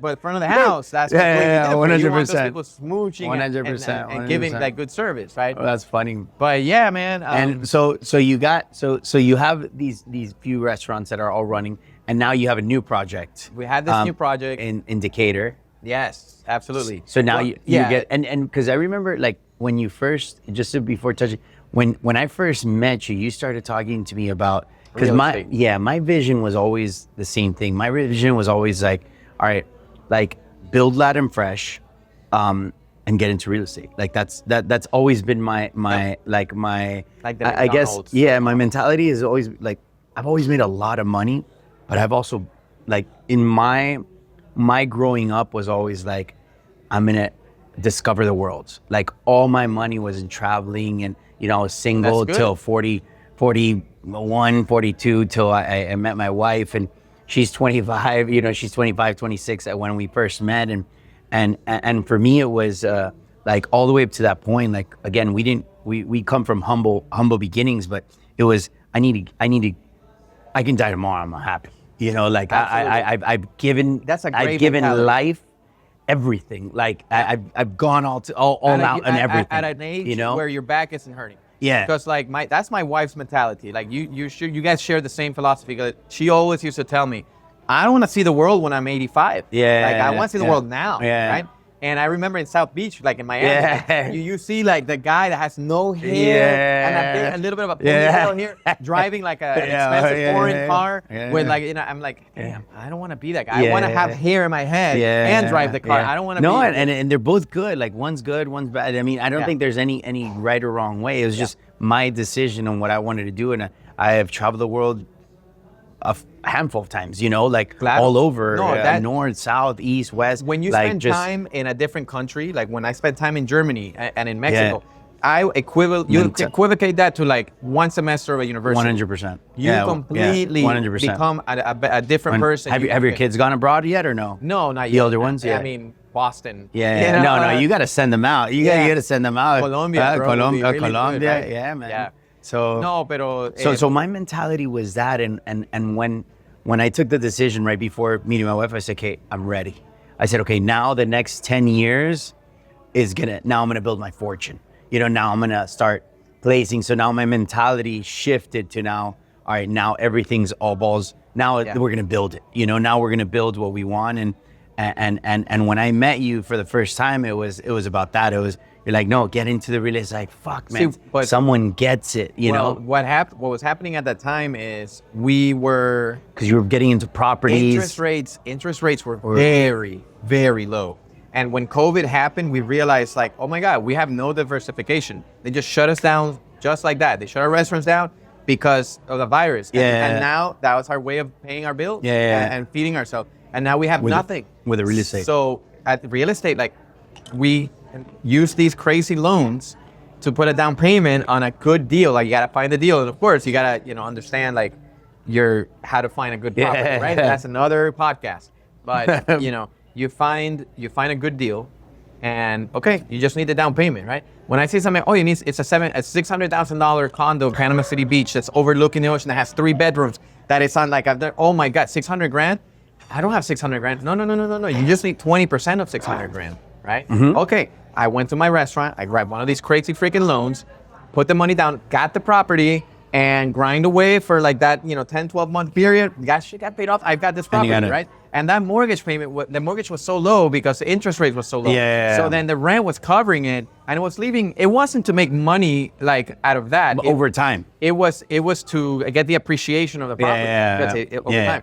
So we got our first one in 2021. We got our second one in 2022. Yeah. We got our third one in 2023. But I think that's like the exit plan too, right? Yeah, well, what happened is, with me, and maybe there's an expert that I'm not an expert, but like the real estate market, it's not what it was in that era. And so that same house that I bought for 600 grand, that's like a $2,300 mortgage. That's a $5,000 mortgage now. because of the interest rate. So you're not gonna be covering that mortgage. So you better just like, if you want to look at it as a savings account, and you know that you're gonna have to pay maybe $3,000 a month in that savings account, but it's not what it used to be. Right? So we decided, you know what? Let me open up another restaurant. That's why we went for the fourth, for the Jazz Club. And by then, I was serving on a couple of boards, and the Meals on Wheels board, and, the Cooperative Ministries board, and then una que se llama Cinco Pistas. Okay. Cinco Pistas is a music-related board. Okay. That's comprised of like 2 incredible studio owners. And you're on the board for both. Meals on Wheels and the co-op for all 3. Oh, for all 3. And Cinco Pistas. And it's Cinco a Pistas. nonprofit. Okay. And the goal of this Cinco Pistas is to put Latin music on the map in Atlanta. Okay, interesting. And so, yeah, we've got Paul Diaz, that's the owner of Tree Sound Studios. Okay. In Gwinnett. We've got like Drew Castro's like a 7-time Grammy Award winner producer who's worked with everybody. Mariah Carey, Usher, like, you know, like Puerto Rican guy. Okay. So it's all of us. Like I joined that, and I they're all local guys. Local. Okay, Atlanta. cool. Atlanta. Atlanta. All right, right? cool. Yeah, people fly over Atlanta. They think Latin music. Yeah, New York, Miami. They fly over. And there's a lot of us here. And we're gonna put this on the map. It's gonna be another legitimate city. Good for you guys. But yeah, we were like, okay, so I'm trying to get into this music thing again. We find this this space in Decatur that's looking for a restaurant. That's trying to. When I met the guy that was looking for the tenant was Will Scruggs, who was opening a jazz club, and he just needed someone to pay rent into the building. So we were gonna be the restaurant to pay rent, and I saw what he was doing, and he got to know me, and he went to my restaurant, and saw what we were doing. He said, on the stage. Let's do something. Oh my God, you are amazing! And he was a little bit short on the down payment, so he went out to get investors, and I was one of the investors. So we put a bunch of money down, so we're kind of partially owners of the building, and we're gonna be the. So you got the real estate, and then you got the business inside. We got the business that you're running. Correct. And then how does that work? Do you pull people from here to put them over there? Because it's a different a different structure, because now you have partners over there. So that also gets a little tricky. The easier it gets, right? Yeah, as hard as it was to get those first 2 years. So like if you establish that brand and people know that brand, and you put another one, you already know what your menu is. You already know, you've got the vendors lined up. You have nothing. The structure's there. It's done, right? And people know your product, right? Yeah. And then same thing, you're starting a new concept now, but now you've got 113 employees. Yeah. So you know what? We're not opening till February, but go ahead and let me hire you here now. Okay. And let me see, who's gonna work and who's not gonna work. So we're a little bit stressed in payroll because we probably overstaffed, but these people know they're gonna go over here. Yeah. So when we open that place, we're gonna hit the ground running. Yeah, 100%. We're ready to go. And you already have your team built. You already know how you work. Already know what you do. They know each other. There's synergy. 100%, yeah. And so it does get easier in that way. Yeah, that's true. So true. we're hoping. But even though there's other partners there, you still pull people from here to transfer over to the new one, or no? A few. Okay. Like there's a person there she's gonna be the manager. Or you run the operations, and then maybe you could put it under your umbrella. Like I trust my people, right? You empower your people. So there's a person that's gonna be like the general manager. Yeah. Right. I'm not gonna be there. Yeah. Like day in and day out, and there's gonna be a kitchen manager or a chef. Like we haven't decided if this person's gonna be just a chef or somebody that's gonna spend most of the time. When do you in the open? Kitchen. God willing, February. So how much before do you start finding staff? A month before? Yeah, well, hiring a month. Like I said, there's 2 or 3 people here that I know are already going there. Okay, gotcha. So I mean, that case it's been a year and I already hired. But yeah, about a month. Okay, before. cool. And then there's a process, right? Yeah. That's why you gotta be well capitalized. Training and everything. Yeah. Right. You gotta be in the building, and you gotta have your staff there, and they gotta make money. Yeah. So it's gonna cost you before you got any revenue coming in, but you train them, right? And then you have to have, like, once you get your first inventory in, then you have to have your cooks practice, right? Yeah. So while they're practicing with food and product, right? And you're not selling it. Yeah. So you gotta have. That's when you have like the family of the staff comes in one night, a Thursday night, come in here and you practice the menu, right? Yeah. But you schedule them all like at the same time. Yeah. Because you want to stress the kitchen. Yeah. Right. So when you do that, that's when you really find out what's wrong with the building. Yeah. Right? You took over a space. You haven't opened yet. Let's have this night where we're gonna feed everybody for free. Yeah. So all of a sudden you pack the house. So when you have every instrument in the kitchen running, and boom, a breaker broke. Yeah. What happened? This thing is not working. Yeah. So it doesn't happen when you're open. Real paying. Yeah. So of course, like these are the parents of the employees, and they're eating for free. Right? They're not gonna go and yell and complain. Right? So you do it that way. It costs more money, but you work out those kinks. And even then, when you do your opening, soft opening. soft opening, right? You're opening on a Monday morning without any fanfare, quietly open, and go like 3, 4, 5 weeks. Once you worked out those kinks, have your grand opening. Yeah. You know, 100%. 2 months later, 100%. this is our grand opening party. 100%. You're ready to do 100%. it. Right? That's my. That's the way.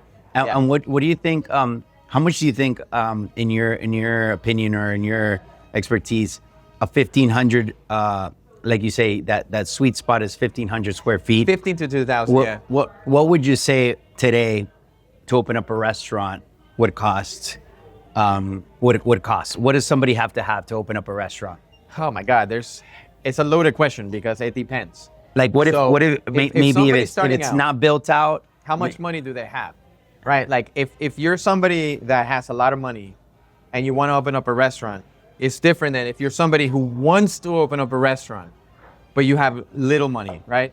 So I would recommend, if you're in that category, look for a second generation. Yeah, right? second generation. You need to find a restaurant that's built out. Because if you have the money, you can make it however you want, and money's no object. Chévere, right? Go put the kitchen how you want, the bar in the middle, a tree in the middle of the dining room, whatever you want. But in the meantime, if that's not you, if you just want to do it, get a second generation place and find a spot where the rent is, reasonable, right? Or even find a place that's operating. If you found the spot that you like and it's a restaurant already, knock on that door, right? And ask the owner, hey, are you willing to sell? Because then you can take over their lease and you don't have to sign a new lease. And I guarantee you their lease is gonna be cheaper because they signed that lease years ago. And you can assume their lease. And if they have an option to renew, you're staying at that square foot. But most landlords don't allow that though. Or you just work a deal with the person and then... No, I mean, yeah. I mean, Or I don't know that most landlords don't allow that. It's how you negotiate your lease. That's another thing we haven't talked about, your lease. That document is just as important as your menu, right? Like you're making a restaurant, if you don't have a menu, you don't know what you're doing, right? You have to have your menu, then you know what you need in the kitchen, then you know what you need in your decor. Your menu is the most important thing. But once you have that, your lease is gonna tell you if you're gonna make money or if you're just gonna work for the landlord or work for the government. And what do you think, what are the key points in the lease that you look for? Okay, you wanna have obviously your price per square foot, right? Yeah. You wanna be able to say in the lease that you can maybe not sublease, or that you can sublease if you could get that you can sell, or that you can assign the lease to someone else, right? Those are, in my case, like I make sure that it's on the lease that we're a live music place. Oh yeah. So nobody comes in later, or if somebody comes in, or there's an ordinance that says, oh, you're a nuisance to the whatever. Well, this is what the lease says we are. So you can you want to have like an escape route. Yeah. So yeah, you gotta have the lease. The terms have to be very favorable to you, meaning the years. Pick up the option. The options. You have to have an option so you can continue or not. Yeah. And that you there's another. So what if they don't have sublease? Is that a deal breaker? Not necessarily, but you Okay. should be able to be allowed to sell. Okay. Right. Now in the shopping centers, a lot of landlords they get a percentage of your sales. Okay. Once you hit a certain point, they want to cut of your sales. Oh yeah. Right. Yeah. I've never done those. Yeah. No. To me, that's Yeah, a deal breaker. yeah. Like we walked away from 2 beautiful spaces that Yeah. were being built out because they wanted like And a lot of these places like require it, like the good places, the the premium shopping centers. spots, the Right. premium spots. Yeah. All require it. Like after X amount, $1 million, $1.5 million, they charge you X%, and then Yep. after that they charge you on that. Yeah, you end up paying on like that another like balance. $4,000 Yeah, to $6,000 yeah, a month yep, in the rent. yep. And my perspective is, wait a minute, I'm an independent restaurant. Like I just broke my back building it to this. This is when I start making money. Yeah. Imagine that you hit those 2 years and you're finally making money, Yeah. and now your rent like doubles Yeah. or goes Yeah. up like 50%. Yeah. Because it was in the lease. Yeah. That's one thing that's Yeah. a no-go. The You deal remove breaker. that from your lease. Now, there's a way to get out of it. You can say, you can sign. They might ask for a personal guarantee. Yeah. Right? So they're like, okay, personal guarantee. If you go out of business, you're still on the hook for this, right? So that's Is that a risky. deal breaker for you, or the Um, personal guarantee? I asked that it be removed after a certain amount of time. Okay. Right? I'd say like, Interesting. okay. Yeah. So Yeah. you negotiate that. So Yeah. it's like, you want After a 5 years, pull when, it off. When it's time for the option, like we can perform, you don't need to be worried about it. Yeah. Right? We can do this, that drops off. You pull it out. Yeah. That And- drops off after year 3 or year 5 or whatever. Gotcha. The personal Okay. guarantee, the percentage rent has to go. The percentage rate, yeah. Percentage rent, I wouldn't go for it. Deal breaker. Personal guarantee, if you can get it off, perfect. If they want it on, well, it has to go after a certain amount of years when you're proving yourself. and the ability to be able to sell the restaurant. Because if somebody comes along, Yeah, you can sell it. like we've had 2 parties over the last 10 years say, here's a check, I want you to walk away and give me that, we're gonna expand the Mojito brand. But I'm like, I'm too young, and the check Yeah. wasn't big enough. It wasn't big. Yeah. So, Yeah. but if we open 2 or 3, If you got the right price, you would sell. yeah, Yeah. of course, that's part of the exit strategy, Yeah. right? Yeah. Cool. So you make sure that, because imagine that the lease says you can't sell it. Yeah. No, Hey. no, wait a minute. No, it has to be you operating Yeah. the restaurant. Yeah, that's so that'll true. destroy your sales. So That's true. Those are, Good- those are very, the very 3 good point. non-negotiables, man. Very, very good point. And yeah. so you're opening up in Decatur, but you said it was 4 different. You have the jazz. You have. Are you doing a mojitos in there or no? It's gonna be called clave. Clave. So Clave. Well, it's like a similar food or different food? it's basically a Frankenstein of mojitos, which Okay. is gonna be Caribbean. Clave, obviously, it's a pun on words. Clave is the rhythm. Okay. It's also the musical instrument. It's also the foundation for Afro-Cuban music. Okay. La clave de sol, la clave de fa, it means like the musical. So clap. is it going to be more like bite size of foods, Well- or is it going to be full sit down restaurant like We're this? gonna have sit down. Okay, okay. Right, and Okay. we will have about 13 items that are full time on Okay. the menu, and the rest of the menu is gonna Is- change. is switching. Because in jazz, you never play the same song twice, right? You play the Okay. same song, but it never sounds the same way. Okay. So our menu is gonna be something like that. Okay. Right? We'll have like a filet mignon all the time, and prime rib, and Yeah. we'll probably have like empanadas, a guava cheesecake. Okay. We'll have a lot of like stuff that is like Caribbean. Okay. But if it's But spring, it's not Cuban themed. It's more Latin themed. I mean, it will be Cuban themed. Okay. It will be. Okay. Because the name is Clave and all that. Okay. It'll have more synergy with music. Okay, With the gotcha. jazz club. Gotcha. Even though you can't see the musicians from the dining room. If you want to go to the jazz club, So the music that's playing the jazz club is going to be playing in the restaurant. I think you'll be able to hear it. But it won't be the same music. No. And then so it's going to be Clave, the jazz bar, and then you said another. in the basement, we're gonna have a music school. Like, Oh, we have music school. We have Okay, a gotcha. couple that it's called Tritone, and they have Okay. 3 music schools. They're Okay. gonna open up their 4th. Okay, cool. So lessons. Okay. So imagine the parents are taking the kids to the lessons. they're But there for an hour. restaurant-wise, it's just the restaurant, and then the jazz club is going to have bar, but also bites. So food from the restaurant or no? The restaurant has the liquor license for the jazz club. Oh, for the the jazz restaurant will have like the Little bites or whatever. Yeah, maybe yeah. they can order. We'll have a QR code in the Okay, jazz club, so gotcha, there is gotcha. access. They'll for be the able to. server. Okay, gotcha. So that's the point. Like it'll be more like, okay, let me get some empanadas, Yeah, right? yeah. QR code, place your order. And you're excited about that? So how different is it from opening Mojitos to opening up the crossings to opening up this one? Well, it's 2026, and we opened our last restaurant. It'll be many, many years since Yeah, we've okay. done this, right? And so You're a little older, your back hurts a little more. yeah, a we're little gonna more gray lean hair. more on our staff, and it's not just gonna be us all the time. Yeah. But it's really exciting because Decatur is a beautiful market. Okay. It's a lot of people. Why are very- Decatur? Just because the opportunity Yeah. landed there? Okay. Yeah, we would go anywhere, but Okay. this was the spot. Okay, it's a gotcha. beautiful building. It has its own parking lot in Okay. historic downtown Decatur. So that already puts us ahead of anybody else. And why do a different brand? Why not you've already built Mojito. Why not just leave it Mojitos and it might get busier quicker? Like it'll take the pool. Excellent question. What? I wanted to be a Mojitos. I wanted to grow the brand, but I got a little pushback from the Partners? jazz club side and those guys because they wanted to have a little bit more synergy. So it became Clave by Mojitos, right? Okay. But people know it as Clave. Okay. And at the end of the day, we're still the sole owners. Okay. So we've got a steakhouse. So here we are again building another Another brand. brand. But Okay. it's a portfolio. Yeah, right? yeah, yeah. So at the end of the day, if there is an exit strategy and Okay. somebody wants to say, hey, let me go ahead and grab your stuff, it's like, yeah, we've got a catalog of restaurants. Yeah. So it is diversified. To be able to sell it as different projects. Yeah. In one under the holding. Right. It's Interesting. not uncommon. Yeah. Like, there's- No, it is. It is. But if I It's- would it's- have had, You would've just my called them way, It Mojitos. would have been Mojitos. Yeah. Mojitos in Decatur. Mojitos Decatur or something Yeah. like that. Pero grow the Mojitos brand. Yeah. So there might be room for another Mojitos, but Do you see more Mojitos or? I'm focused on Decatur right now. On so Decatur, I can't yeah, see beyond yeah. Decatur right now. Well, it's a big project. It's a big It's a project, big right? project. How many square feet is that? I mean, The whole building. It'll be about like 4,000 square feet. Okay. Between the because- jazz and the restaurant. Yeah, because we're gonna be serving people in the jazz club. Yeah. So we're adding that Yeah. to that square footage. And so what do you do? So during the daytime, it's dead time, because the jazz probably starts operating at 5 p.m. 5 to we'll have close. to be open for lunch. Yeah. Right. And so we're. But the jazz will be closed during lunch, so it won't be creating revenue, or yes? It depends, because the people running the jazz club will book the jazz club, right? So, but people aren't gonna go. Oh, because you guys aren't running the jazz club. No.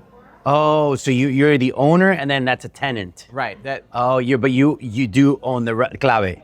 I own Clave. Oh, okay. So you will be operating clave. Yeah, the jazz club will have a general manager. Oh, and we'll have. but it'll be an independent, another tenant. Right. Oh, okay. Now I And have my fingerprints on it, right? Yeah. When there's Latin jazz or anything Yeah. Latin, that goes through us, okay, right? Gotcha. But it's a jazz club. There'll be music 7 days a week. Okay. But it's mostly at night, which is when Okay, people are cool, at cool, work cool. and they're working. So Cool. you schedule less people. You just open up this part of the dining room. and Okay, you just cool. work accordingly. Cool. right? So. No, it's awesome. But the store underneath has lessons, so maybe while the parents went for the kid to have lessons, They go can up and come eat lunch, upstairs yeah. and have a drink at the nothing jazz else. bars. Yeah, so Cool. something like All right, that. cool. So, and then okay, so tell me a little bit about what we have here. So this is and man, being from Miami, I am obsessed with Cuban food just because for me it's like whenever, like, we're always in the run, but in Miami there's cafeterias in every Everywhere. corner, and you can go and eat un rabo encendido like amazing from like la señora que está La atrás, like viejita que está gritando, and she's screaming to the guy in the front, and it's just like, that whole.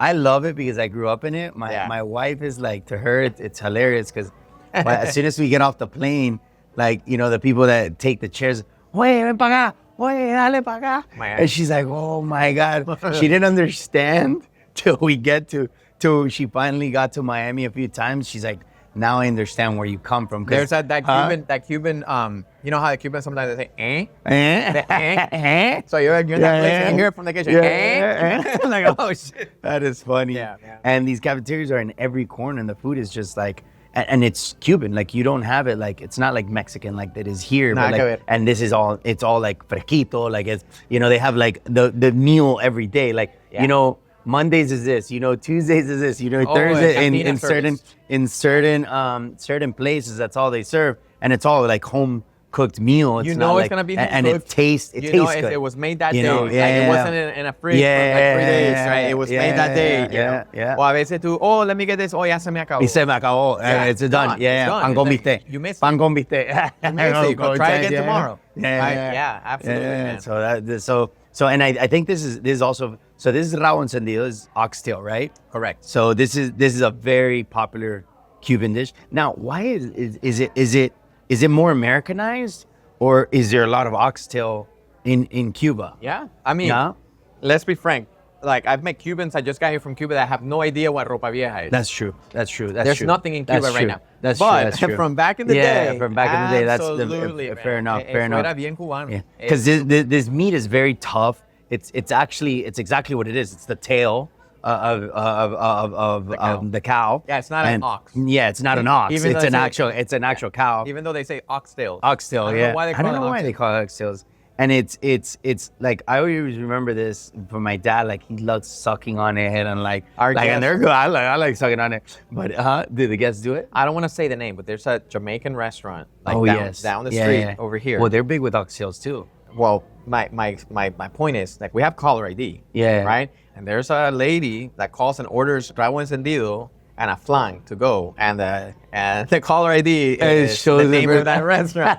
So they come in here getting our stuff. Like, I don't know if they're trying to reverse engineer it, or they just really know that ours, they like it. Ours is good, because if you notice on this oxtail, there's meat on the bone. Yeah, there's meat on the bone. How many times you order oxtail though? That doesn't have a lot of meat. You get the bone and you're like sucking on the bone, trying to get something. And oxtail's expensive. It's not cheap. No, well, everything's expensive now. Well, but oxtail in general, it's not a cheap, like, for what you get. Like, it's not a cheap thing. And then this like fall off the bone, like literally, like, look at that. I mean, yeah, it just kind of comes off the bone, and it's literally the tail, and it has this little cartilage up here that you kind of suck onto, yes. And it's a stew. It's cooked for a really long time. That's right. That's it's cooked for a really long. How many hours? What, 2-3 hours?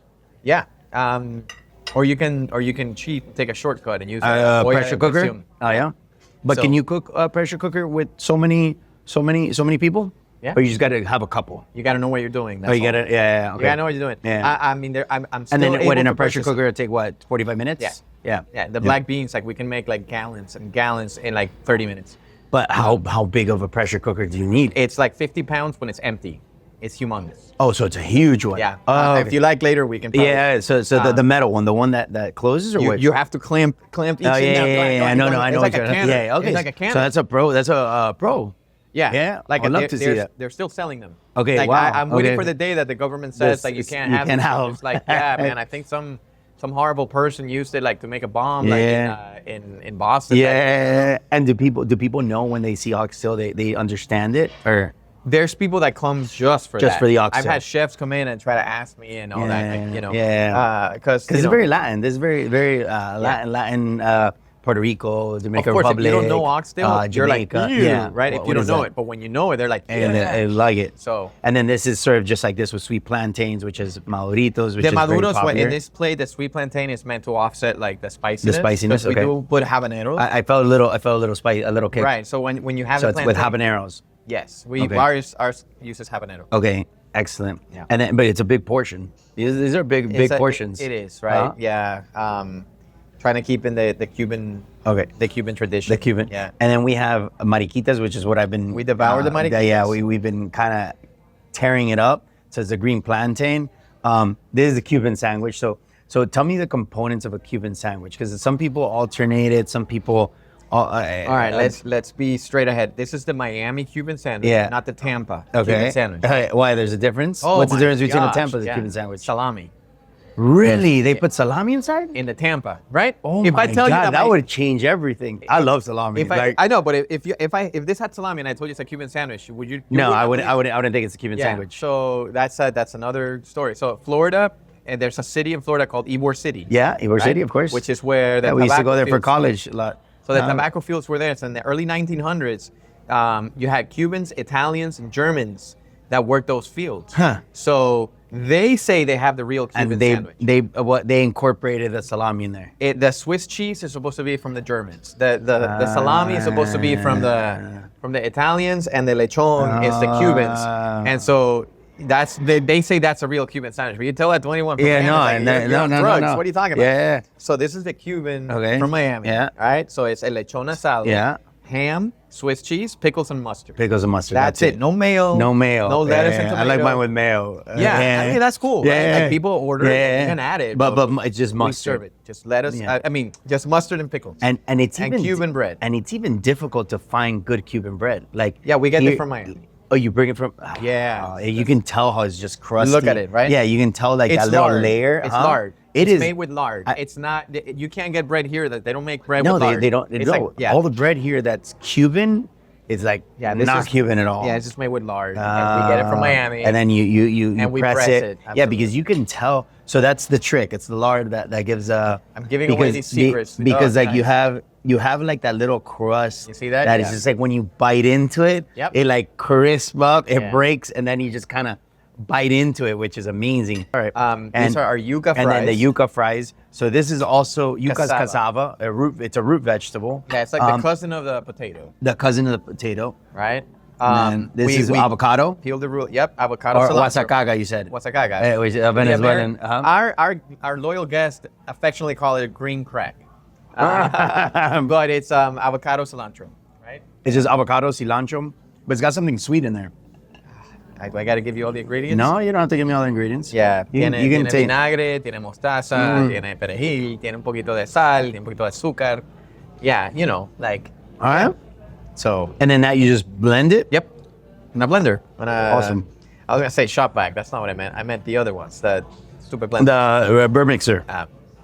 And then And you have the desserts. Yeah, So you this is got- a guava cheesecake. you gotta try that. And then this is El tres leches. El tres leches. Everything is made in There's- house. You guys make everything. Everything's in house. And then whose recipes are these? How did you guys come up with these recipes? So the guava cheesecake is very interesting. That's very close to my heart. You taste that? I thought it was gonna be more. I thought it was gonna be oversweet, but it's not sweet at all. Nope. It's like very subtle. Well, right. It's sweet, but Like I thought the guava was gonna be like, overpowering. yeah, but it's not. See how creamy it is? That's you see the delicious. top layer? It's like a mousse. It's two, right. It's like two things. It takes 8 hours for one pie. Wow. Because you have to do the cream and you have to do the cheesecake. So to anyone that doesn't know, like your typical traditional, like if you're in a Cuban household and you finish the meal, they usually get guava shells or guava marmalade, right? And cream cheese, and you put it on a cracker and you eat that. We were trying to find a way to Americanize it into Very recipe. cool. So when we first moved turned it into a cheesecake. That's right, guava cheesecake, Guava right? cheesecake. And it's not like a cheesecake with guava on top. No. Like it's baked in there. Yeah. Right? So in Miami, when we first moved to this country, an American lady, her name was Jerry Frege. Okay. She was like the one that kind of was like, hey guys, come to my house for Thanksgiving. Thanksgiving, what is that? Right? Like when we were your first Thanksgiving. and assimilating was with that lady, Jerry Frege. We ended up doing Thanksgiving in their houses for many, many, many years. Okay. Until we grew up. And she had a cheesecake recipe from her mom that was like passed down from generation to Wow. generation. Her cheesecake was the best Amazing. cheesecake I've ever had. And then when my sister got married and moved to Atlanta, her wedding gift from Jerry was the cheesecake recipe. She's right? And a few years later, for my birthday, I Yeah. asked my sister if she could make it, pero con guayaba. And that's where and it that's was how born. it created. And so we Awesome. kind of It is delicious. became our own. I thought it was gonna be too sweet, but it's awesome. It's Yeah, like it's nowadays very you subtle you gotta and cut- it's delicious. Yeah, man. I'm gonna No, have it's some more. fucking delicious. And then what's your most sold item? Empanadas, Empanadas, el churrasco. el churrasco. So churrasco is like, so what do you call a churrasco? Because churrasco, the misconception in Miami, and I know why, like to us, a churrasco is the outside skirt. You know, That's exactly like, what it is. Like but Outside. outside, not inside. inside. No, but now you see it in the stores in Miami, and you'll see the inside cut exactly. They cut it in tiritas. Well, I mean, and they Miami call right it now, es una churrasco. loquera. Like, and it's like, what? You go eat it, and it's like people are like, and people. My sister always goes. She's like, is it the inside or the outside? And I was like, it's the outside. the She's like, outside. oh, but it's like $20 per pound. I was like, yeah, it's like $20 per pound. Like, Yep. and you can't even find it in stores. Like, you have to ask them in the back, or they have it frozen, or they have it specially portioned. Yeah. Or, When I'm in Miami, I'm not having churrasco. yeah. I'll I have love something skirt else. steak. I love that's my favorite cut of meat. Yeah. All right. Oh man, you should try ours. I don't know if you ever Yeah. had my churrasco here. No. Yeah. I That's our have. number one selling item. I bet. I mean, the skirt steak's awesome. So I have a quick fire questions to ask you. Go ahead. All right, and you just answer them real quick. So I'm just gonna ask you a question, and then you tell me. You just give me a quick answer. Okay. All right. First thing you ever cooked. Hamburger. Worst kitchen disaster you've had. Oh lordy, when the pressure cooker like exploded because somebody like opened it early. Or opened it wrong. Sweet or savory? Savory. Go to midnight snack. Go to midnight snack. Shoot. Tomato soup and a sandwich. Oh shit. Pineapple on pizza? Yes or no? I say yes. One ingredient you can't live without. Oh my God. Onion. Least favorite ingredient. Clove. Clove. Hot sauce. A few drops or drown it. Drown it. Dream dinner guest. Dead or alive. A dream. Who would you love? Jesus Christ. All right. What's your guilty pleasure? Fast food. Oof. Chili cheese dog. All right. If you weren't a restaurateur, what would you be doing? Probably music. Music? Okay, yeah, that makes sense. Coffee or tequila? Coffee. Orale. One food you'll never eat. Oh, one food I'll never eat. I mean, never say never, but oof. That's a tough one, man. I like trying everything. Yeah. One food you'll never eat. Anything with clove. Most underrated dish on your menu. Ooh, empanizado. Oh, that's a good one. What's always in your fridge at home? What's always in my fridge at home? Milk. Huh? Milk. Milk? Do you cook a lot or no? A little bit, not a lot. Not a lot? Okay. You're over it. Pretty much. We like to go out and try other places and try our own and quality control. All right. Quick favorite comfort food from childhood. Oh. From childhood. I mean, Frescolita. Fregolita. Okay, It's a soda pop. yeah. So, All right, yeah. cool. No. It's a cola. It's a cola. Yeah. It's not a food. Yeah. Sorbeticos. Luis, so you have Decatur opening up in February. You have this one that's open. You're open 7 days a week, right? Yes. You have the other one that's also open up 7 days a week. Is it same times? Yep. Okay, cool. Same menu? Yep. Or different menu? Same menu, much, right? yeah. Yeah. A bar, full bar, because Yes. this has a beautiful bar. Yes, sir. Then you're also, tell me a little bit about, briefly about the concert you're going to have. You're going to be having a concert coming up. Yes. Oh my God, yes. In please. September. In September. It's going to be the concert And for we'll September. close with that. Yeah, so it's Tony Zucker, who won a bunch of Grammys this Okay. year with his mom, Mimi Zucker. Okay. Tony Zucker, for those who don't know, is like a Tito Puente of our generation. Okay. He plays timbales. Okay. And he's an incredible musician, Salsa? right? Salsa. Okay. Salsa. Okay. But he's a The producer. classics. The classics, and so he has the rights to the Michael Jackson catalog. Oh, wow. And he does a bunch of those songs in salsa. Oh, wow. And that's what's like one of his big breaks. Okay. Pero he's coming with Luis Enrique. Okay. El príncipe de la El- salsa. okay. Okay. So yo no sé and mañana. that- oh, that's big. I mean, like it's gonna be an incredible Yeah. show. His mom, Mimi Zucker, who won the Okay. Grammys for Kimbara, Bemba Okay. Colorada. They're all coming these songs. September. September 20th at the Fox Theater. Okay. Saturday night, 8 p.m. Okay. Tickets are selling. Okay. I mean, there's still tickets available. Where do you get them? You can go to the foxtheater.org, which Okay. is the Fox Theater website. If you Google it, you're gonna get like 50 Okay. third-party resellers, and they're gonna charge you too much. Go straight to the Fox Theater Okay. website and look for the show. Perfect. For the show. And it's September September 20th. 20th. Okay. Saturday, That's during September Hispanic Heritage Month. Yes. All right, cool. Absolutely, man. September 20th at the Fox Theater, Hopefully guys. you can share some of those flyers. No, on your- heck on yeah, your- man. on Yeah, your we'll Instagram, so. put it on the website. I love it. No, Louis, man, thank you so much, bro. I really appreciate your time. Thank you for having me, man. Thank you for your story. It's amazing. Keep showing, because I think it's also an inspiration for other Latins to open up something and also be bold, because I think this industry isn't easy, and it really takes a lot of grit and a lot of just everything. So I thank you for your hospitality for this restaurant. This was one of our first you. restaurants coming, man. So Oh my we God, that's awesome. enjoyed it. We loved it. And Thank you for having And it's me. gonna be I think it's gonna be a good podcast, man. Thank you so much, bro. I appreciate it. Thank you, my Thank you, man. Thank Appreciate you. it. Thank you so much. I'm gonna send you some So it was pictures awesome.